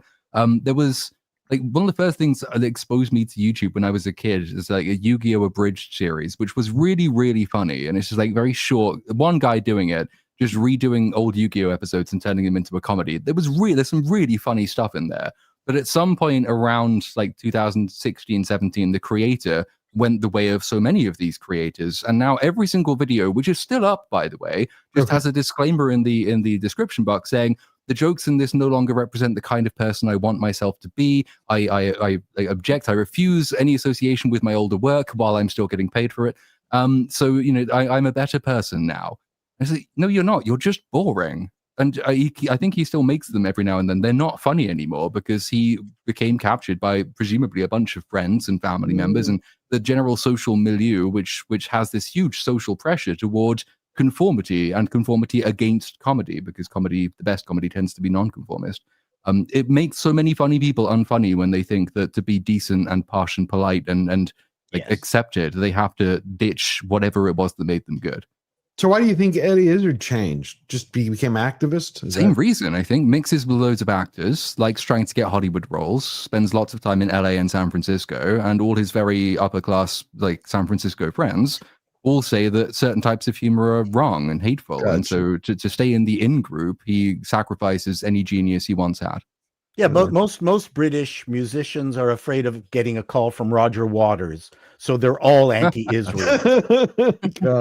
Please don't. I just don't want Roger to call me. Please. Oh, wow. Well, here, someone just shared it with me. Fletcher found it, so we can watch a minute of it before we move on. I think here is the Drewski. I always get it wrong. Drewski. Here's his NASCAR bit.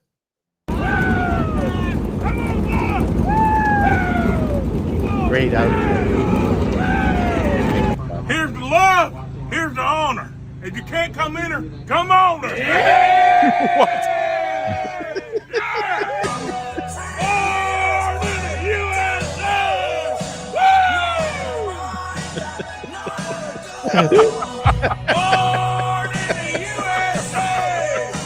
Hey, Suanna. She's not listening. Hey, come up. You need to listen to your nana. Go ahead, baby. 6 o'clock. Girl, you crazy now. What?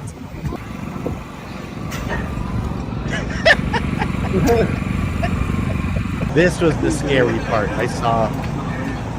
Hey, Big Mom. How you doing, baby? How you doing, baby? Good. All right now.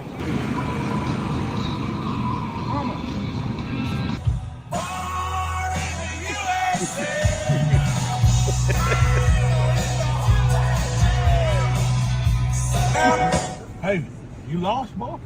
No. Oh no. What race? NASCAR race. You going to NASCAR?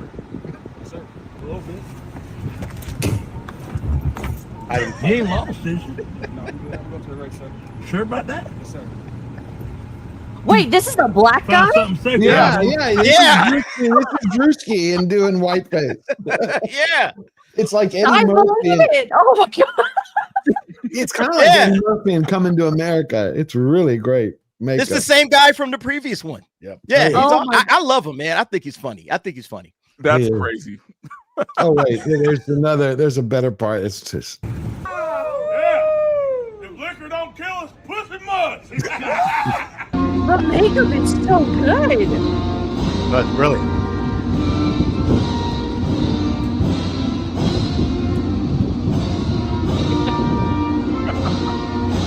he's appropriating a Canadian mullet. I'm offended. Bring on the shoots, baby. Oh, that fucker will go. I think Dan Arthur. Randy Van Devin. Dan Arthur. Oh, South Dakota. Yeah.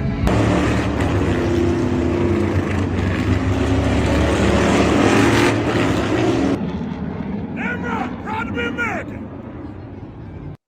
Can we Insane. get a white guy doing blackface then, imitating see- a black dude? I said that a month ago when we had this I clip mean, on. if he can do it right. Yeah, if it's funny. The whole thing is it can't just be shocking. No. Oh my God, there's a black guy doing whiteface or a white guy doing blackface. It has to be funny. Yes, And that's that was funny.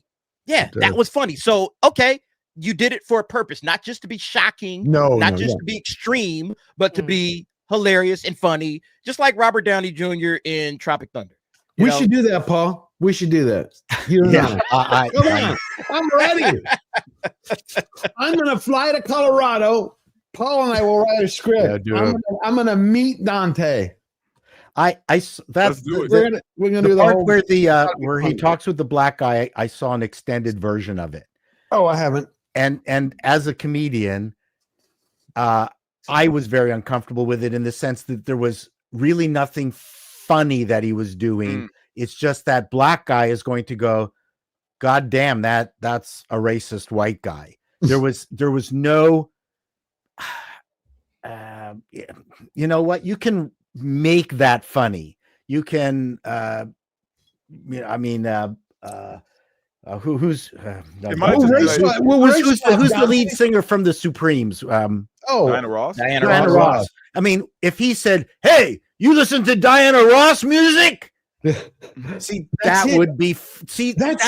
That's You got kind it, of Paul. funny. That is like, who listens to Diana Ross? But here's a white guy who thinks that a black guy listens to Diana Ross. The Dave Chappelle You know? skit with the uncle, right? It's Oh. that Yeah, kind so of so thing. that Do is kind yeah. of racist, but it's stupid. You can immediately tell, Right. okay, something is a bit off. Yeah. But the thing that he did with that guy was all 100% racist. And there's something to be said about when a bit goes on too long. Of You know, course, like yeah. like you kind of lose steam Like a me little right bit. now. No. No, but you know what I mean. But like, so yeah, I mean, maybe here's the thing. I don't think all of it landed, but I think a lot of it did land. Yeah. And I think that's kind of what he was shooting for.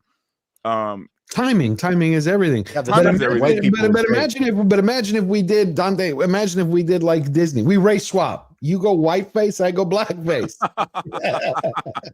I think what would be funnier if Platoon and I split. He comes to Canada, experiences our public health system, and I go to the UK and I experience the NHS, and we compare notes We should do it as a competition. Which one of us gets seen first, and which one of us yes! dies That's first? my point. Exactly. What is it about who dies first? Everything. Everything. How many diseases did you have going in? How many diseases do you have coming out? That's right. And I have now listeria. I've so that would be funny. And like you go to the waiting room, start coughing up blood, see who gets to you first. Wow. See, you guys are laughing, but yeah, because that's a funny. Well, that's why we said it takes takes a good writer. It takes a really good writer. It takes somebody that has an idea and some, real world experience and a little bit of inspiration, and you can bring it all home. But Drewski by himself, I think he would need some help. But I think he has enough of a personality and the ability to jump into different roles and act and be, what the script or what the. Yeah, he needs that. And you have a guy that can do that, and he has comedic timing as well. I think that's what's necessary for the next big, Eddie Murphy to come out. He's whatever. good. George, I got to drop, man. Okay, well, thank you so much, DA, for coming. Always love having you here on Sundays. Please tell everybody where they can find you, what you got coming up next, what you're doing. Yeah, Derek Anderson, the DA. Thanks, everybody, for hanging out with George. Happy 4th. George, 4 years. It's awesome. I'll be doing the nightcap tonight, or excuse me, not the nightcap, the DA's office. We'll be going over Welcome to Derry, episode 2, which is the new streaming hit from HBO. Looking forward to watching that. And then, of course, the nightcaps every Tuesday and Thursday. Thank you, George, as well. Always a pleasure, sir. Thank you, my friend. Is that good, by the way? Should I check it out? I liked the first episode. I thought the first episode was really, really good. Yeah. So I'm looking forward to seeing how this thing, goes. All right. Yep. Thank you so much, my friend. Take it easy. Take it easy. Y'all take care. Peace out. You know what I thought, Dante? Mm-hmm. We can do a skit of Roots. We swap places. No. You know what? Yeah, we'll definitely get canceled, but that's all right. All right, we're gonna do a couple more things and then we'll be out of here. Coming next month. Well, now that Doctor Who is dead, I am gonna miss Doctor Who because it's gonna be years till they come back. I think it is. We need new IPs, please. Someone come up with new IPs. Mm-hmm. Everything is reboot next year. You know that there are 37 reboots for next year. Wow. Wait, reboots, recycle. Yeah, it's the same stuff. It's like they did The Amateur this year. Remember Vex when we covered it? The Amateur. Half the people didn't even hear about it. The 1981 film, they rebooted it and it disappeared. And I love Lawrence Fishburne. Where did that go? Here it is. Oh, whoops. Next month. Well, no, what next month? We're there. Is anybody looking forward to the final season of this? They released the trailer. The Witcher? No, dear God, The Witcher. Yeah. The Witcher. I call it The Wither. Yeah, it's just ruined. Oh, Stranger Things. At long last, we can begin. There's no time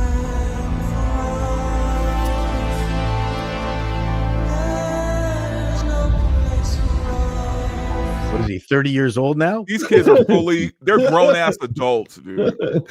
I do love Queen. I love the music. That was from Highlander, wasn't it? Yeah. Yeah. Who Wants to Live Forever? Yeah, Who Wants to Live Forever? But how old is the girl now? It's like she's married, dude. She's married and has a kid.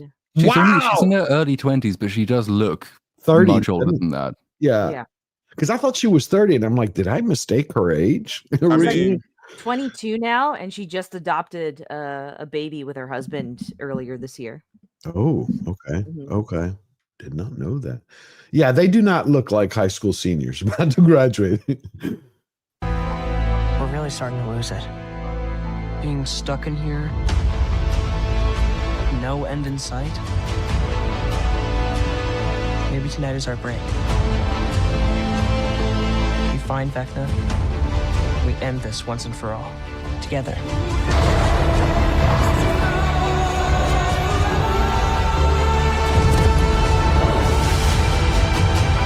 Wait, is she going full superhero now, like Marvel? Looks that way, yeah. And she got her powers back in the last season. It's just, I'm gonna have to rewatch all of it to remember I what's forgot what going on, happened which last is season. yeah. I don't remember. Which is the thing, because like last season was a step up. Season 1, I think, was pretty good. Season 2 was, but it had some good bits. Season 3 was fucking awful. Awful. And then season 4 was a step up on season 3, but I would need to rewatch it to say exactly how much of a step up it was. But it does mean there's a lot to catch up on before this happens, because it's, I mean, when did this, there was that thing about all the TV series that began and ended during Stranger Things' run. And it's like so many huge TV shows have had their entire cycle in the time it's taken effectively between 2 seasons of Stranger Things. So it's going to be really interesting to see how much audience holdover they've got for this, given it's taken them so long to put out the final season. I would say lucky for them, the last season was actually really good. So like people will probably show up for this. If the last season wasn't as good, or if it was even as close to as bad as season 3, I say absolutely not. But Yeah. I think people will show up to watch the ending. But how many years has it been? I can't even remember when the season 4 was. It's been about 10 years, dude. Like, no, really. No. I mean, I think it's been about that It long. hasn't been 10 years, has it? From the first season till now? No, I'm talking about season 4. Oh, no, that was like 3? What was season? I just can't remember like when. 2 or 3 years ago. See, I was talking with family last night.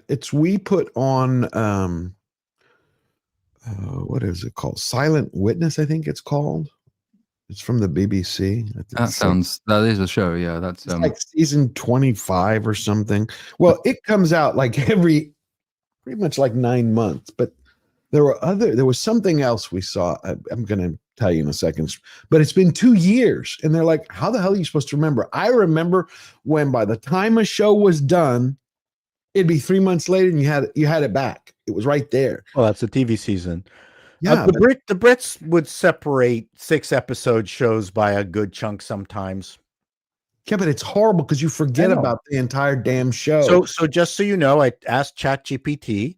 The first show was 2016 July. The second one was October 2017, so a year. Season 3 was 2 years later. Okay. Season 4 was 3 years after that. Mm-hmm. And that was May 2022, so it's been over 3 years. Like, now it's 3 years to now. Gladiator took less time to make. I mean, it did. Titanic took less time to make. I mean, come on. What the hell is the deal? And now these guys have left Netflix and they went to Peacock the same way you had Taylor Sheridan. Yeah, he just left Paramount and went to Peacock, which big loss for Paramount, and they're laying off 1,000 people this week. But anyway, that's for next week. Okay, let's go back. This isn't like one of your campaigns. You don't get to write the ending. Not this time. See, she here does not look like a senior. I'm sorry. What's wrong with her face? Hold on. Like what happened to her face? Wow, yeah, she's sucking on a lemon. Like there's lip fillers, there's cheek fillers, like ew. Yeah, there's something different. Maybe she's pregnant at the time that she did this. Yeah. Does strange things to women, you know. I mean, cisgender women. It's like there was a show I watched once called The Mentalist. There was a character. Yeah. One of the actresses got pregnant, and I never saw that happen before. I love that show. Mentalist. The redhead. Oh, me too. The redhead in there. When the actress actually got pregnant, she started looking like a man, and I've never seen that happen before. As soon as she had the baby, it's like 10 episodes, she started changing back. Wow. It was just interesting. Like if you ever notice, it's just odd. He's planning to end our world. And he's not going to stop. See, how is that possible where the mom still looks great and like the mom, but the kids look like they belong in AA? I think because she's out of AA. But she does look good still. She does. I mean, but the 11 does not. Till we're drained of every last ounce of suffering. Look good. Look fun.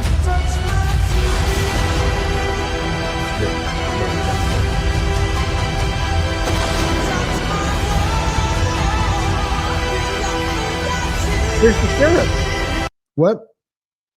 Where's the sheriff? I don't know. Her. Yeah, yeah. He should be. He The should Red be in it. Guardian. The Red Wasn't Guardian. there, I know, Vex, you shared this in our B-sub chat earlier. There's some minor scandal involving him. Didn't Millie Bobby Brown accuse him of harassment and bullying? So his ex-wife now, Lily Allen, the British singer. Oh they're- God. They're estranged now, and she's been putting out all of she's recording a new album. She's dropping all this stuff, but there's a really interesting deep dive you can go into on David Harbour. But this guy is wild, like to the point where there was a dead fangirl that showed up in one of his apartments a couple of years ago as well. But yeah, now Millie Bobby Brown is alleging that he bullied her during the filming of the last season.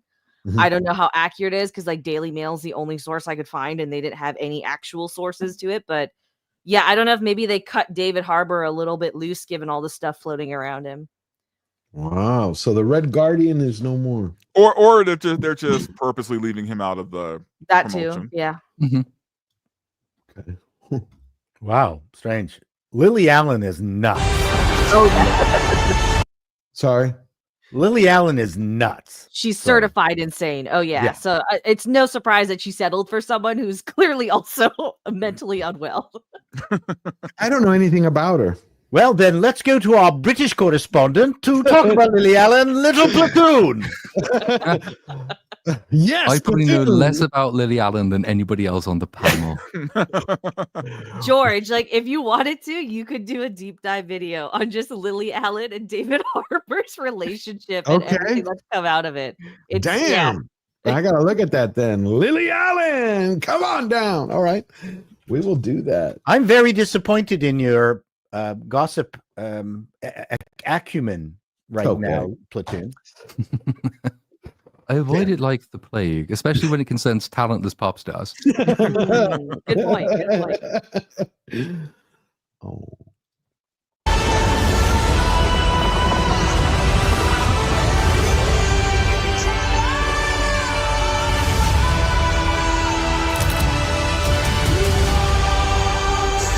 We stay true to ourselves. Wait, does he still have baby teeth? Those weird baby teeth?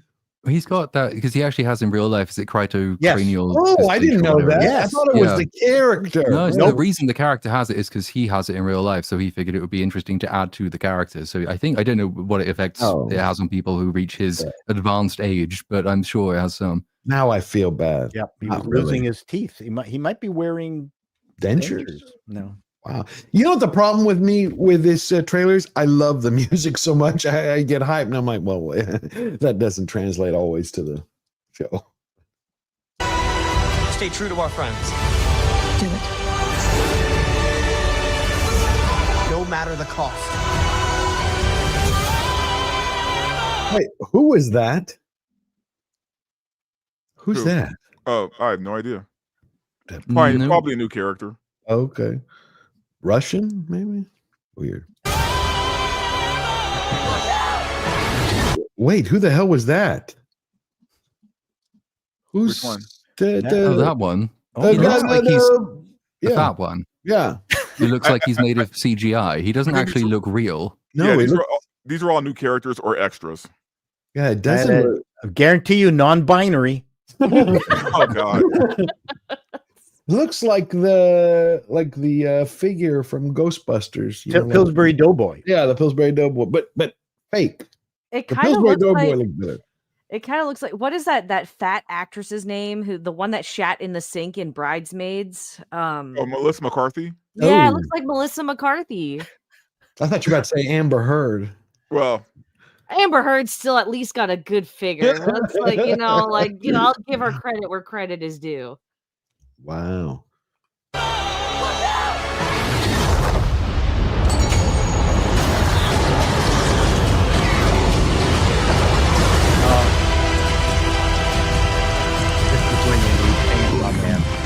What is it? This is when you need Chainsaw Man. Yeah. Yeah. Definitely. Definitely. You are going to help me.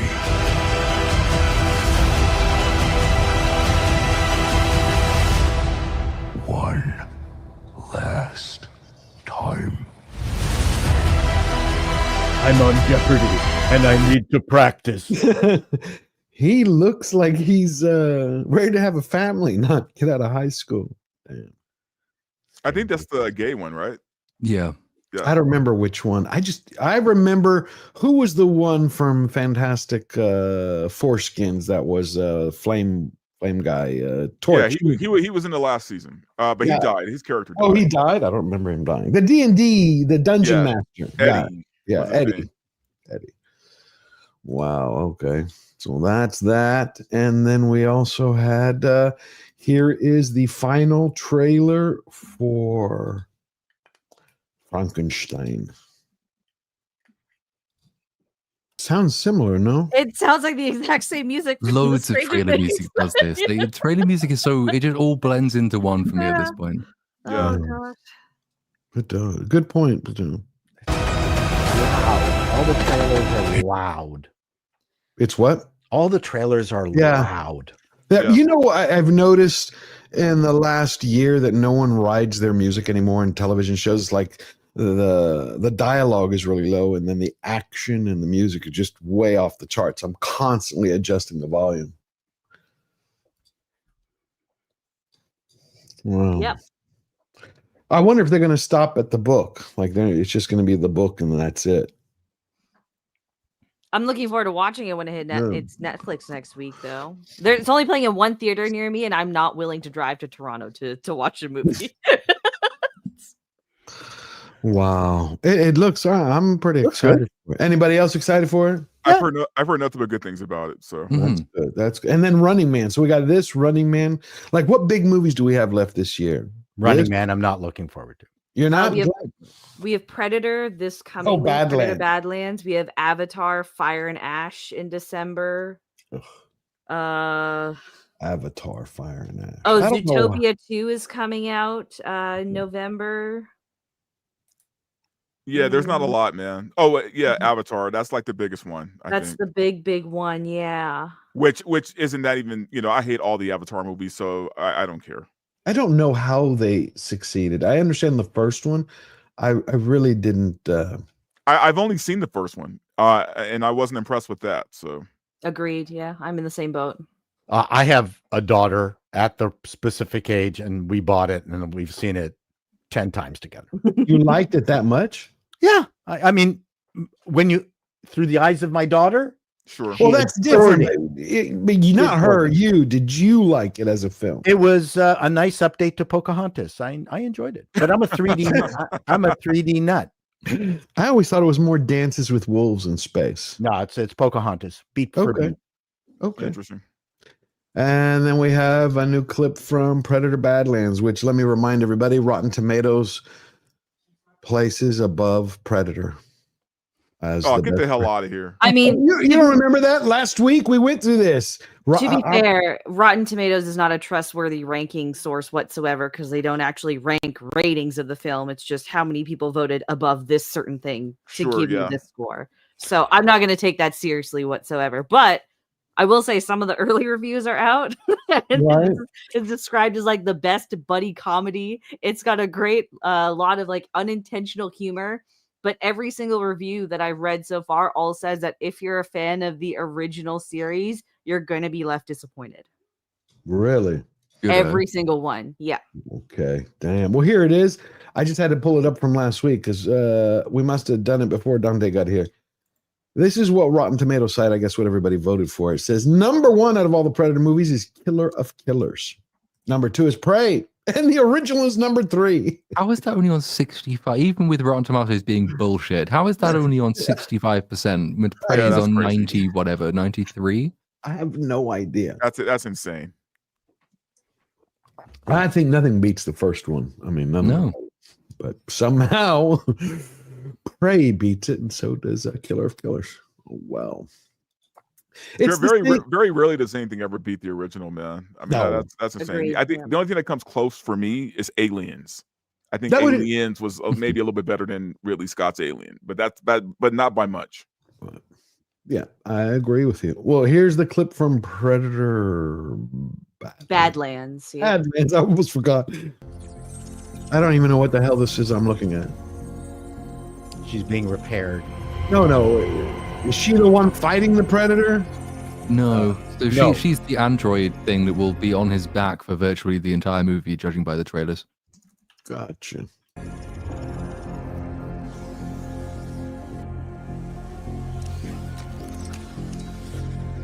Okay, so no Predator in this.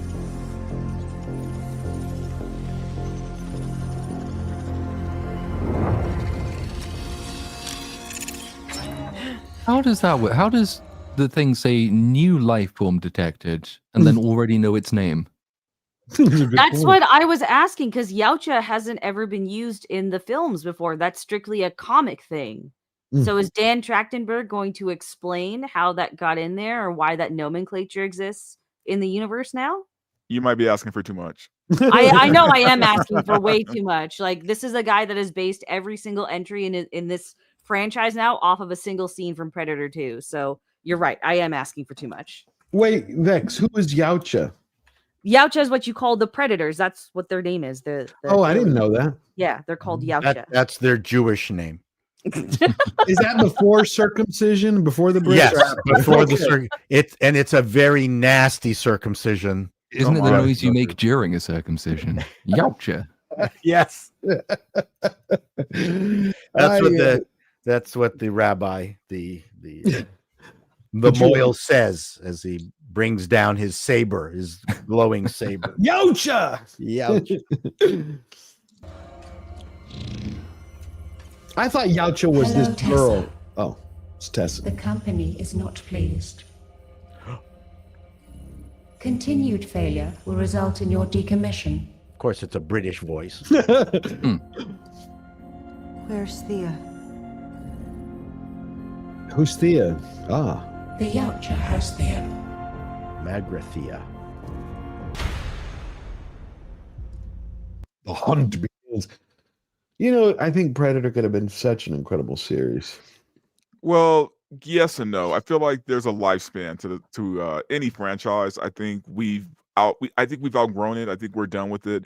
Look, man. I love all of these franchises, right? I love Aliens. I love Predator. The problem is, though, you start getting into like Nightmare on Elm Street levels of goofiness if you keep it going for too long. You know what I mean? It's like once it gets to like Predator 10, you know, like where else do we go with this? It's just franchises need to end and new franchises need to begin. You mean like Scream 7 coming out in February? Yes. Another uninspired sequel to a very like average slasher movie. If I may, like, I'm not totally opposed to like franchises going on. It's just a matter of who's working on them. So like Dan Trachtenberg is clearly a fan of the Predator franchise, but he doesn't actually understand what makes the franchise so good and so beloved. And that's why all of his entries into it have just been garbage. Like Predator Killer of Killers is probably one of the worst things in any legacy IP I've ever watched in my life. It was genuinely terrible. So like I think there's instances where it can work. It's just right now we're in this weird slump of where nobody really, like anyone working in mainstream film has any talent. It's just kind of who sucks dick the best is the person that gets the job. But look, if you want to know why theaters are dying, this is why. Oh yeah, we saw this was the worst. We were going to cover it.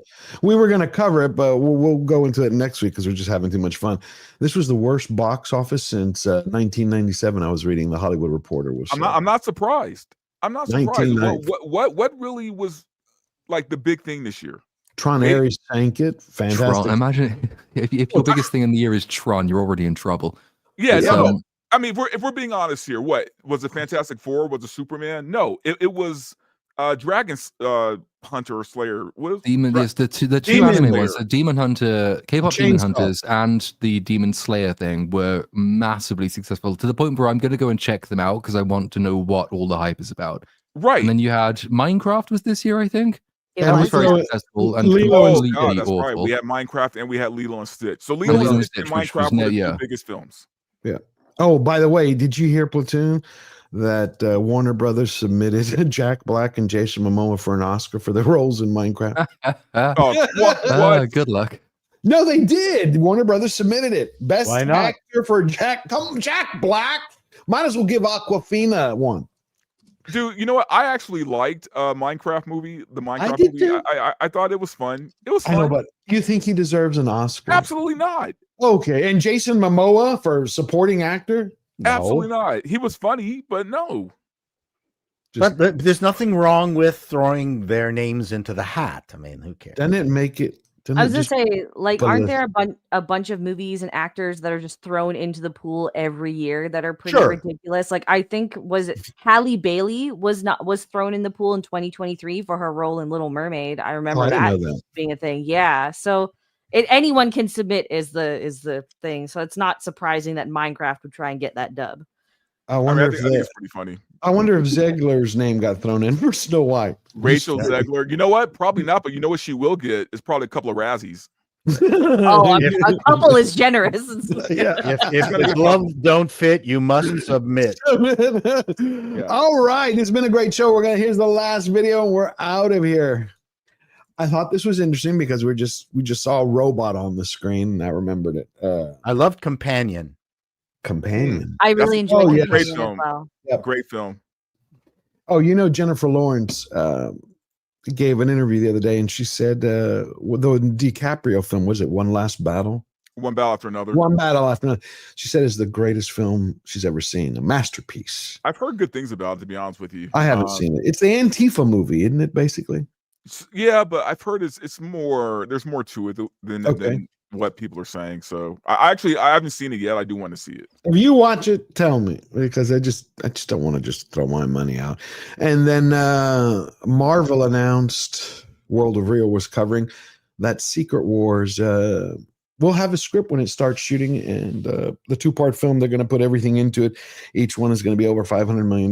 It's going to be bigger budget than Endgame. And what a world we live in, where a movie that starts shooting has a script is a news item. I know. Because they didn't have one for Doomsday. I know. They just started making action set pieces and then said, do your best with that. Supposedly we're getting a trailer for Doomsday with Avatar. So That's really soon, actually. Wow. Yeah. They just wrapped filming. I mean, it'll probably be a teaser. You know, like a teaser trailer. But Doom? You think it'll be Doom, or who's the one that played Nightcrawler in X-Men? Alan Cumming. Yeah. I remember he was saying how they would just, because when they didn't have a script and they were filming, they were told him, just swing over here, hit over here. Like, He said he didn't even know who he was fighting. They wouldn't tell him. He was just in a pure green screen with no one else in the room. And it's just, it must be such a horrible experience making these films. It does. There were a couple other actors that said the same thing, as they just came in and they shot these specific scenes with no one else, and then they left. Think about it, being an actor, professional. And you're like, well, whatever happened? I got to know my character. I got to know the scene. I got to know what's going on. Just swing at the ball. Okay. This movie, look, I know people have hopes, man. I'm telling you right now, this movie's going to be a mess. Oh, yeah. It's going to be a mess. You can't have this many characters in one film and not have it end up like Mortal Kombat Annihilation or whatever fucking horrible movie that was back in the 90s.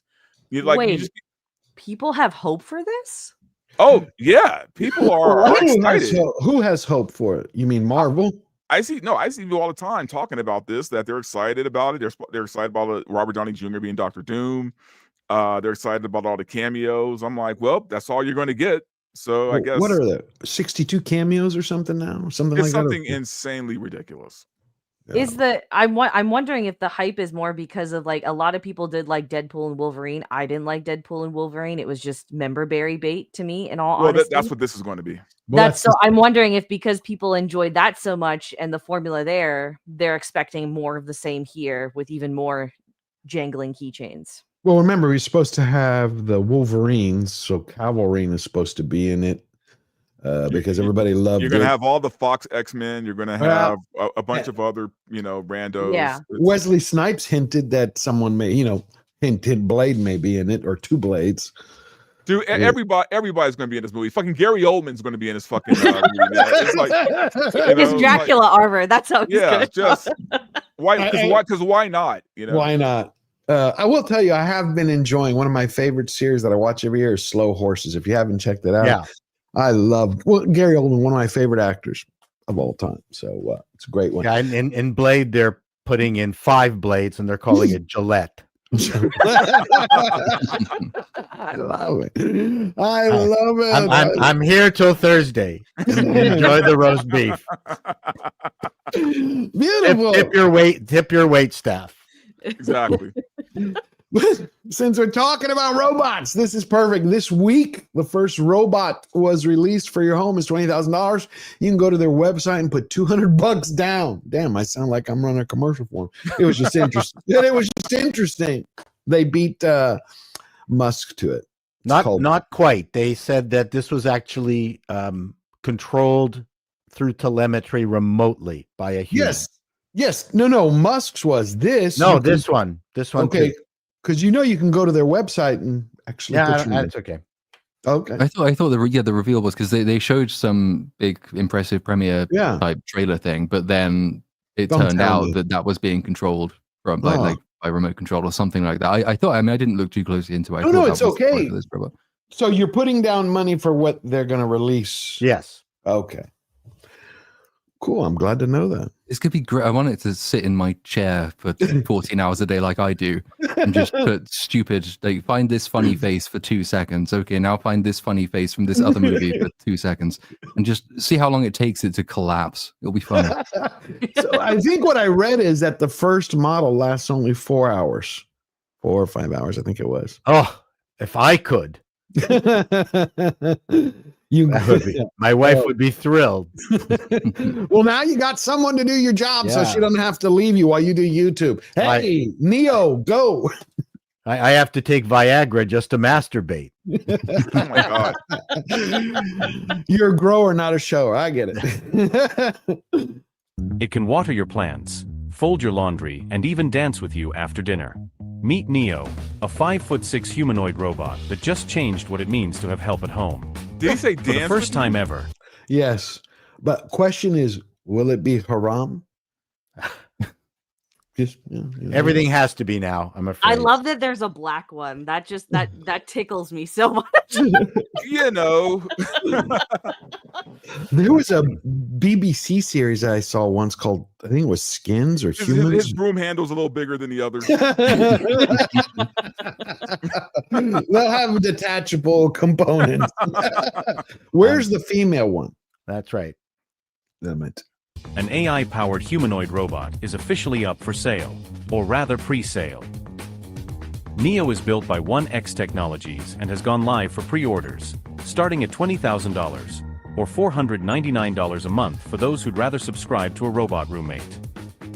Developed in California, Neo is designed to take care of the daily grind like vacuuming, washing dishes, taking out the trash. Here's the point. When these actually work as they're designed to, what are going to happen to all the illegals who actually do the housework that they hire in California? They'll be out of luck. Fair. I mean, but at least the illegals will go more than 4 hours before you charge them, right? So. And then my question is, Vex, has anyone watched I Am Legend, I Am Robot, or Well, or any of the movies, Terminator, or any of the movies that warned us against this? Did it just say though that you could rent one if you wanted to? Like if you didn't want to pay Lease it. Isn't there a Black Mirror sketch about a guy who rents one of these on a monthly basis? I never watched Black Mirror. No, I never seen that one. No. Or maybe it's a movie. It's a good show. Yeah, I don't. There is something out there that was put out in the last few years where a guy he wanted a rope. No, it's Companion. Companion did that. There we go. Yeah. He couldn't afford her, so he rented her out per month, and then he jailbroke her. Wow. Isn't this just like also what happened in Her? Her kind of. Not exactly, because Her was more just AI. Voice. I know it's the voice, but it's similar. At the end, they take off. The sentience. Remember? But they never have a physical body. Right. It's just Now imagine if that was Sydney Sweeney. All I'm saying is if this robot could take out trash and clean up the house and do all this stuff, if that thing vibrates, man, husbands are done, dude. Like there's more like husbands, forget about it. Women aren't even going to marry anymore, man. If that thing can vibrate, it's all over. But the birth rates are going to plummet once they actually get these to a certain point. Plummet? They're gone now. I know. I was gonna say they're already gone. Hey, you know what I say? Less people, the better. So But you'll get that because when the robot ends up getting into an argument with the woman who owns it, having kicked out her husband, and she gives it all these mixed messages, it'll cause it to go mad and it will kill everyone. So that's what AI always does. Oh yeah. It can't compute. But you said you were fine. Fine means not fine. What? Oh. I think this is a huge mistake, but then again, I'm all for people like, learning from their mistakes. So if a robot has to misfire and go crazy and kill a bunch of people, then it is what it is. It's got 3 speakers for immersive sound. Yeah, speakers. Yeah. See, 3 speakers, fisheye camera for vision, human level hand dexterity, NVIDIA Jetson Thor. Don't know what that is. That's the processor. Processor. Okay. Soft body. Well, that sounds alluring. So you're out of luck, Paul. It's a soft body. It's not a hard body. Hey, I say, throw some tits on that thing and like put a Sydney Sweeney mask on it, man, and who knows? It's funny you say that because like within hours of this getting announced, people were already like going to the customization page and like doing some tweaking on it so that you can add and made outfits and all of that stuff. You give me a Sydney Sweeney robot, you will never see me again. Yeah, I know we'll never see you again. But look, it can only lift 154 pounds. Yeah, so that means most women are out of the running then, because any chick that's dependent on this is a fat chick. So. Pretty much, yeah. Is made of 3D lattice polymer and is quiet, lightweight, and eerily human-like. Eerily. Its tendon-driven actuators mimic muscle movement, giving it a smooth and natural motion that's less clunky and more human. It runs on NVIDIA technology, can lift up to 154 pounds, and lasts 4 hours per charge. The robot comes equipped with 4 microphones, 3 speakers, and fisheye cameras for 360-degree awareness. Dude, I know Once we're joking, unboxed but and powered I on, guarantee you there was going to be some weird sex thing that happens with this thing. I guarantee it. You know there is. You know, like some guy's going to, or some chick, something bad is going to happen because they're going to try to do something weird with it. It's going to piss off the robot. It's the only way they're going to be able to sell it. All new technologies get brought to the market through porn. That is true. No, that's very true. Yeah, but what happens when the kid is alone at home with it?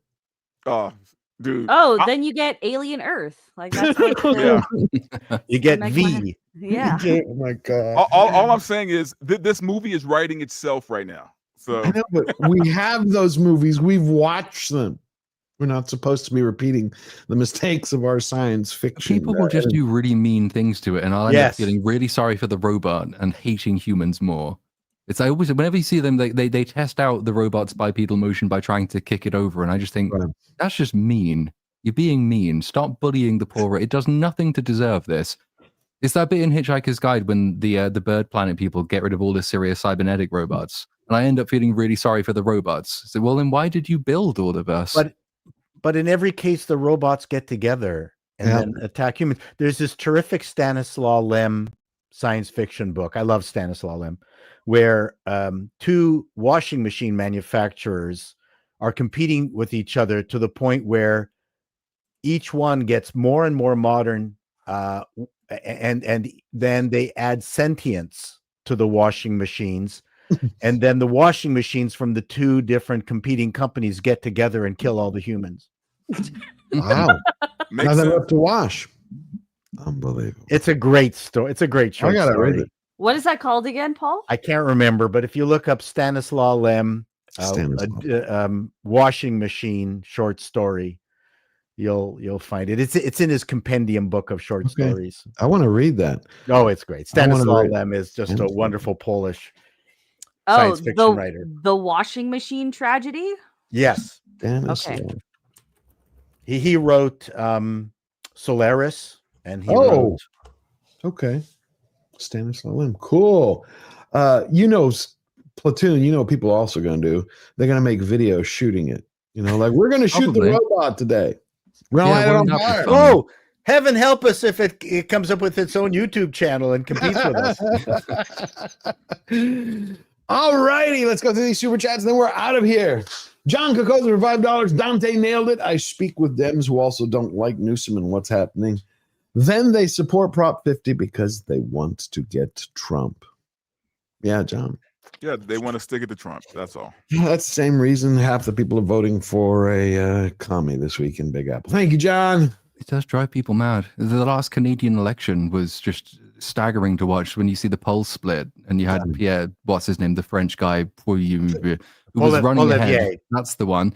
I'll never be able to say it, but that's the one. Running ahead the entire time, and then Trump starts talking about the 51st state, and then all of a sudden, Asian Canadian liberal boomers is like, no, we are not going to be ruled by America, so we're going to allow the Americans to determine the results of our next election. Well done, Canada. The great thing too is like, because there was an ad that the Doug Ford, the premier of Ontario, ran against Trump. Was it 2 weeks ago or something like that? And then, Mark Carney, the liberal prime minister, is the one that ended up apologizing to Trump over it.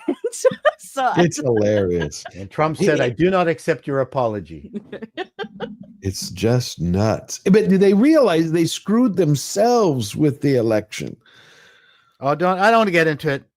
I wanted to get into it, damn it. Longer and harder. Okay. Eric K for $5. 4 families run California politics. They sold off California water rights. Good news is that out of the $11 billion Gavin spent for high-speed rail, over 1,000 laid. Okay. Excellent. If people only knew how like the scam that's going on in California right now, man. Like there's so much that look, guys, I have a video coming out pretty soon about why I left California, and I'm going to get into all of that because there's so much garbage that people don't even realize, man, that's happening right now.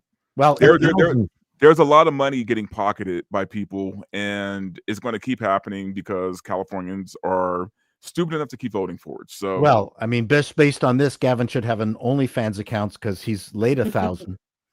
1,000 feet. Eric K says it's 1,000 feet. Thank you, Eric K. 1,000 feet.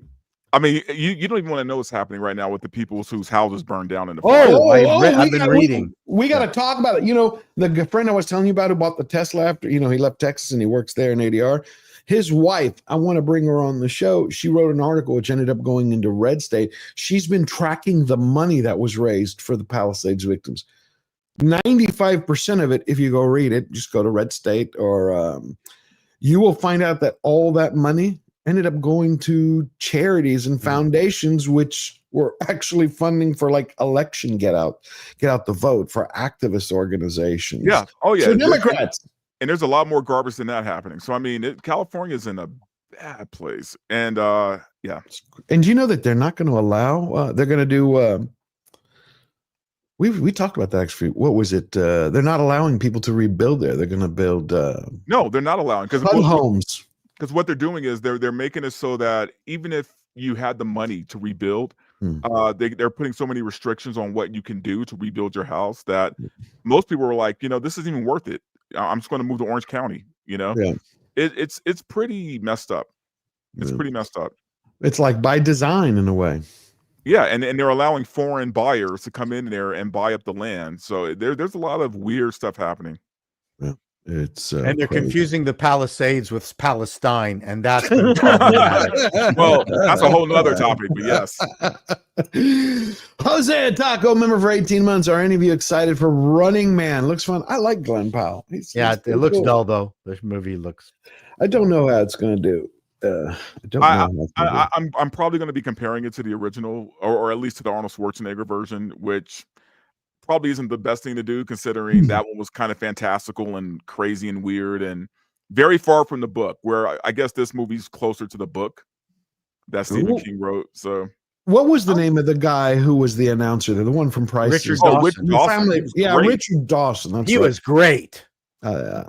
I love that guy. He was great. I want to go check it out, Jose. Glad to see you. I'm surprised he didn't get in trouble, man, for kissing all those women on Family Feud. Yeah. Oh no, not back then. Don't you remember? He used to swat him on the ass too at some point. Yeah, he did. That was wild times, man.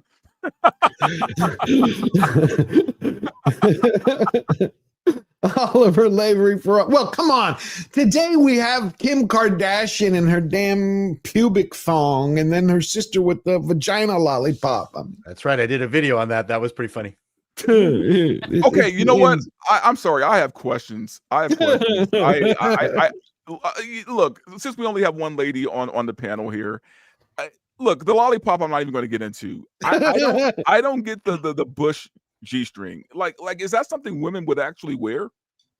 I mean, the way that because someone else asked me about this, and the way that I explained it was like for the last 20 years or so, like Brazilians and just like total hair removal down there Sure. has been a huge thing for women. Like even, really ugly chicks that look like Lizzo who don't need to be waxing anything down there are doing it, Oh, right? God. And now there's a weird trend where it's like shifting back, where there's a lot more men that are preferring like a little bit of hair. So this is like the in between, I guess. It's for the moments where you can't have those moments. But it's like if you wax down there long enough, like, and even if you just like wax legs or something like that, then you get to a point where just hair stops growing in certain areas, sort of deal. So you wear a merkin instead? Like, pretty much. It's purely an aesthetic thing. It makes no sense. Like women had a trend in the early 2000s called vajazzling, where you put rhinestones on your vagina to make it look like. Yeah. I remember this. Yes, I dated a girl who did this. Wasn't that like in Showgirl? Didn't they do that in Showgirl?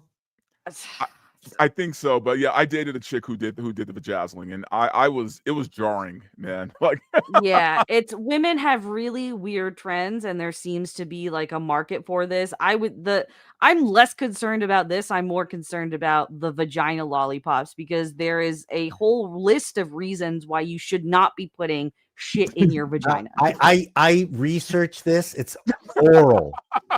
Yeah, it's actually it's antibacterial for vagina health. And it's to help the biome down there. Wait, just eat healthy, ladies, and don't fucking wear thongs every day. That's it. I fully researched. And what happens, Paul, when they don't read the directions and it says lick it, stick it? That's not my fault.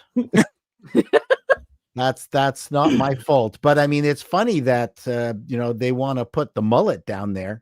There's a great Joan Rivers joke where she says, "I've had so many facelifts, I've got a goatee." that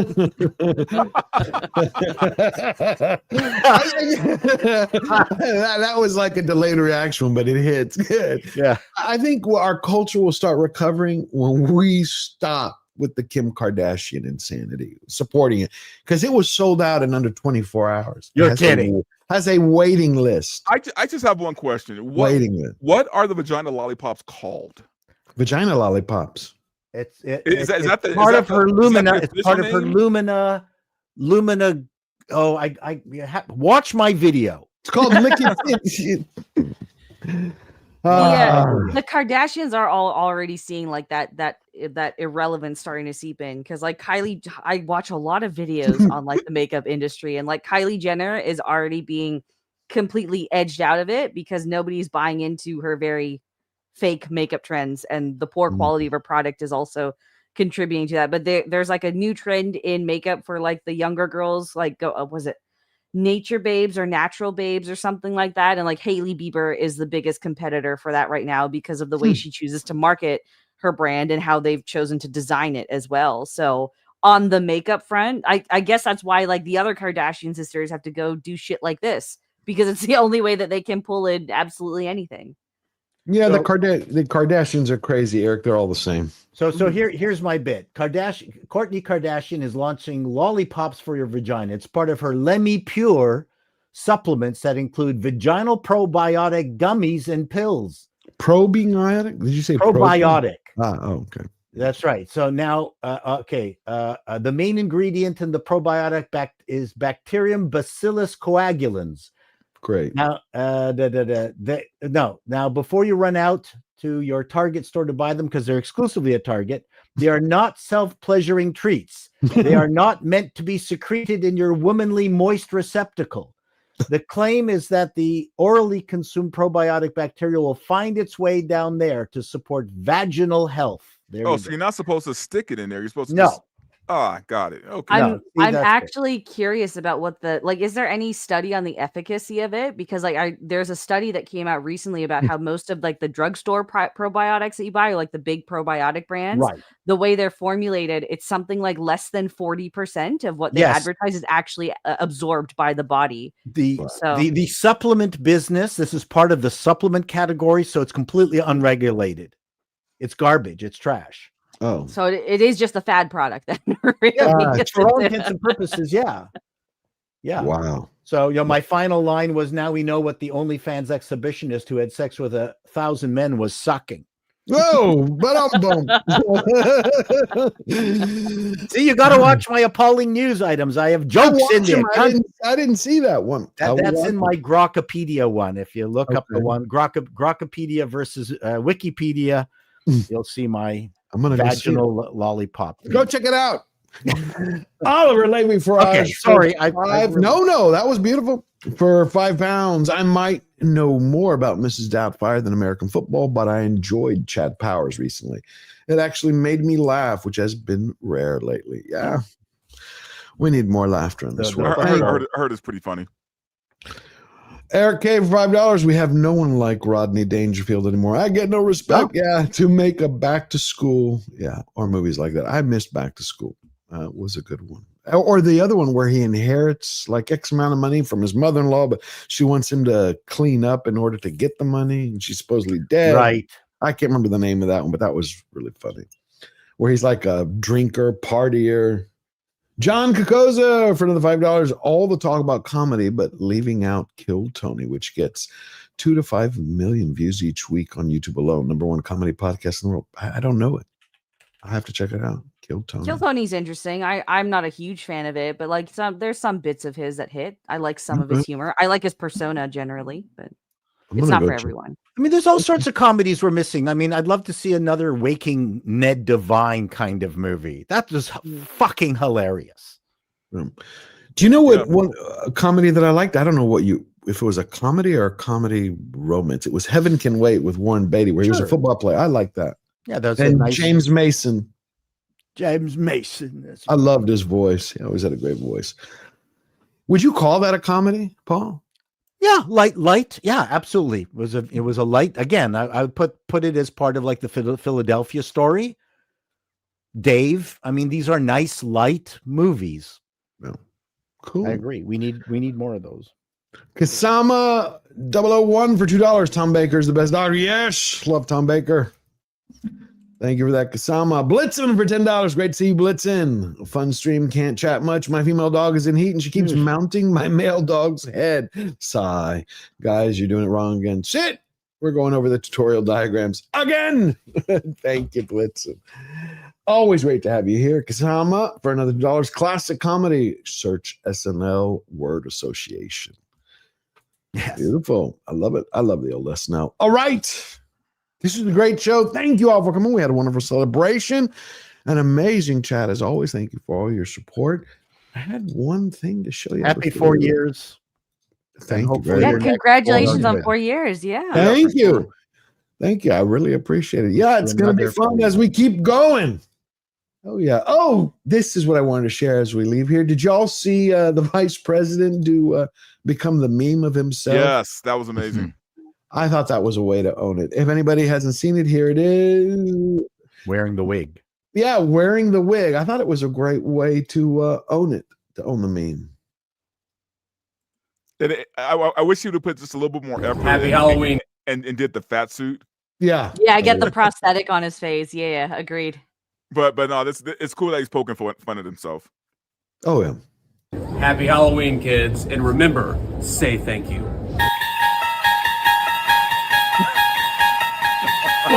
Happy That's just too good.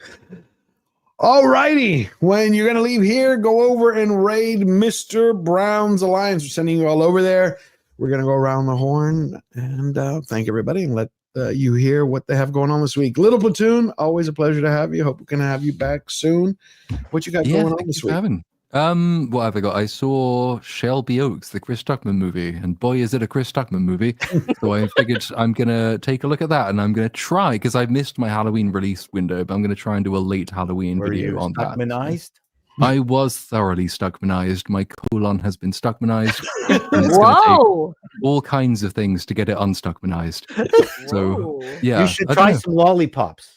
I should, yeah. So there's vagina goo potions, or whatever they are. Yeah, I'll suck one of those. But yes, that'll hopefully be out tomorrow or Tuesday. But otherwise, then it's Predator, I guess, coming up next.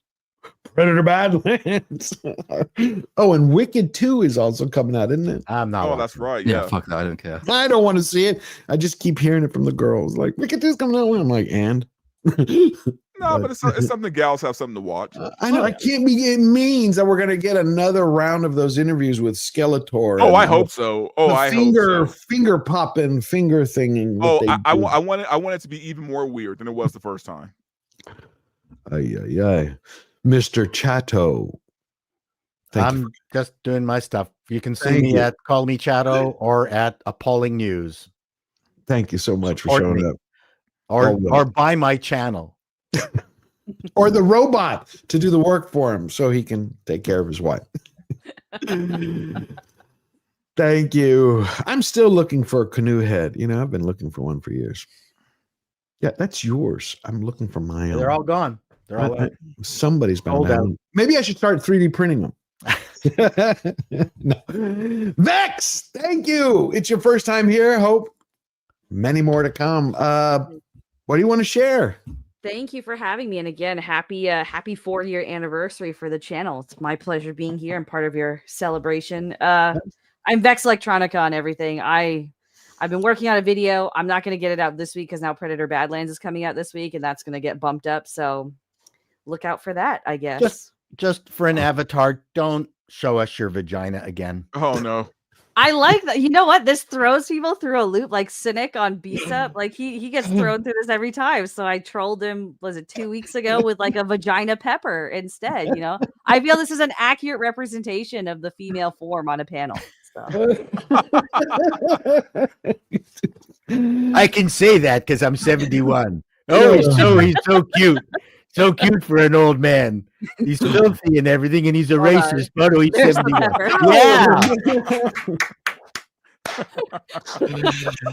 All righty then. I love it. Fellow Canadian, sense of humor. Oh, that's a fruit. No, vegetable? No. Sorry. That's a pepper. That's a red pepper. It's a pepper. I know what it is. That is a vagina pepper. Where's the lollipop? I don't have a lollipop, but I do also have butter. Hold on. Wait. No. Whoa. Hey, you're gonna get George banned. Yeah, this actually did get me suspended on Xbox Live for a time, so I'll go back. Guys, it's just food. It's just food. Yeah, it's food. All right, Verbo, what you got coming up? Yeah, guys. So, like I said, I'm trickling in. I'm slowly coming back to full form. But you can catch me tomorrow on Film Thread Versus. You can catch me Wednesday with George. And as soon as I have all of my regular equipment back, I will be back at this full time. So, but so far though, good to be back. Hell yeah, had a great time. Nice to see you again. Nice to see Platoon and meet Vex. Yeah, we've met a couple times actually, Paul. You don't remember her. Unbelievable. It's fine. Now with a sandwich, you'll remember me. Thank you. She had different food up the first time you met Paul. It's getting worse. The first time it was a kielbasa. Yeah.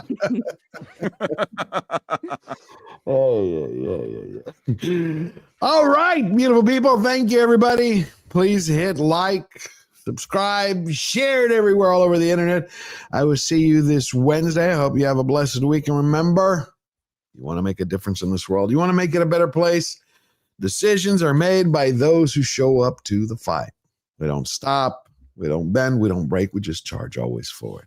Love you. See you in a little bit. Bye-bye.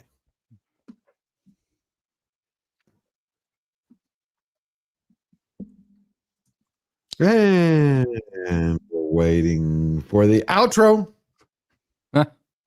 At some point. I think I'll just outro this myself. Let me see where the damn thing is. Hold on. Did Fletcher leave? I don't know, but everybody try it for the second time. I love you all. Have a blessed week. Okay, go over to Mr. Brown's Alliance and say hello from all of us.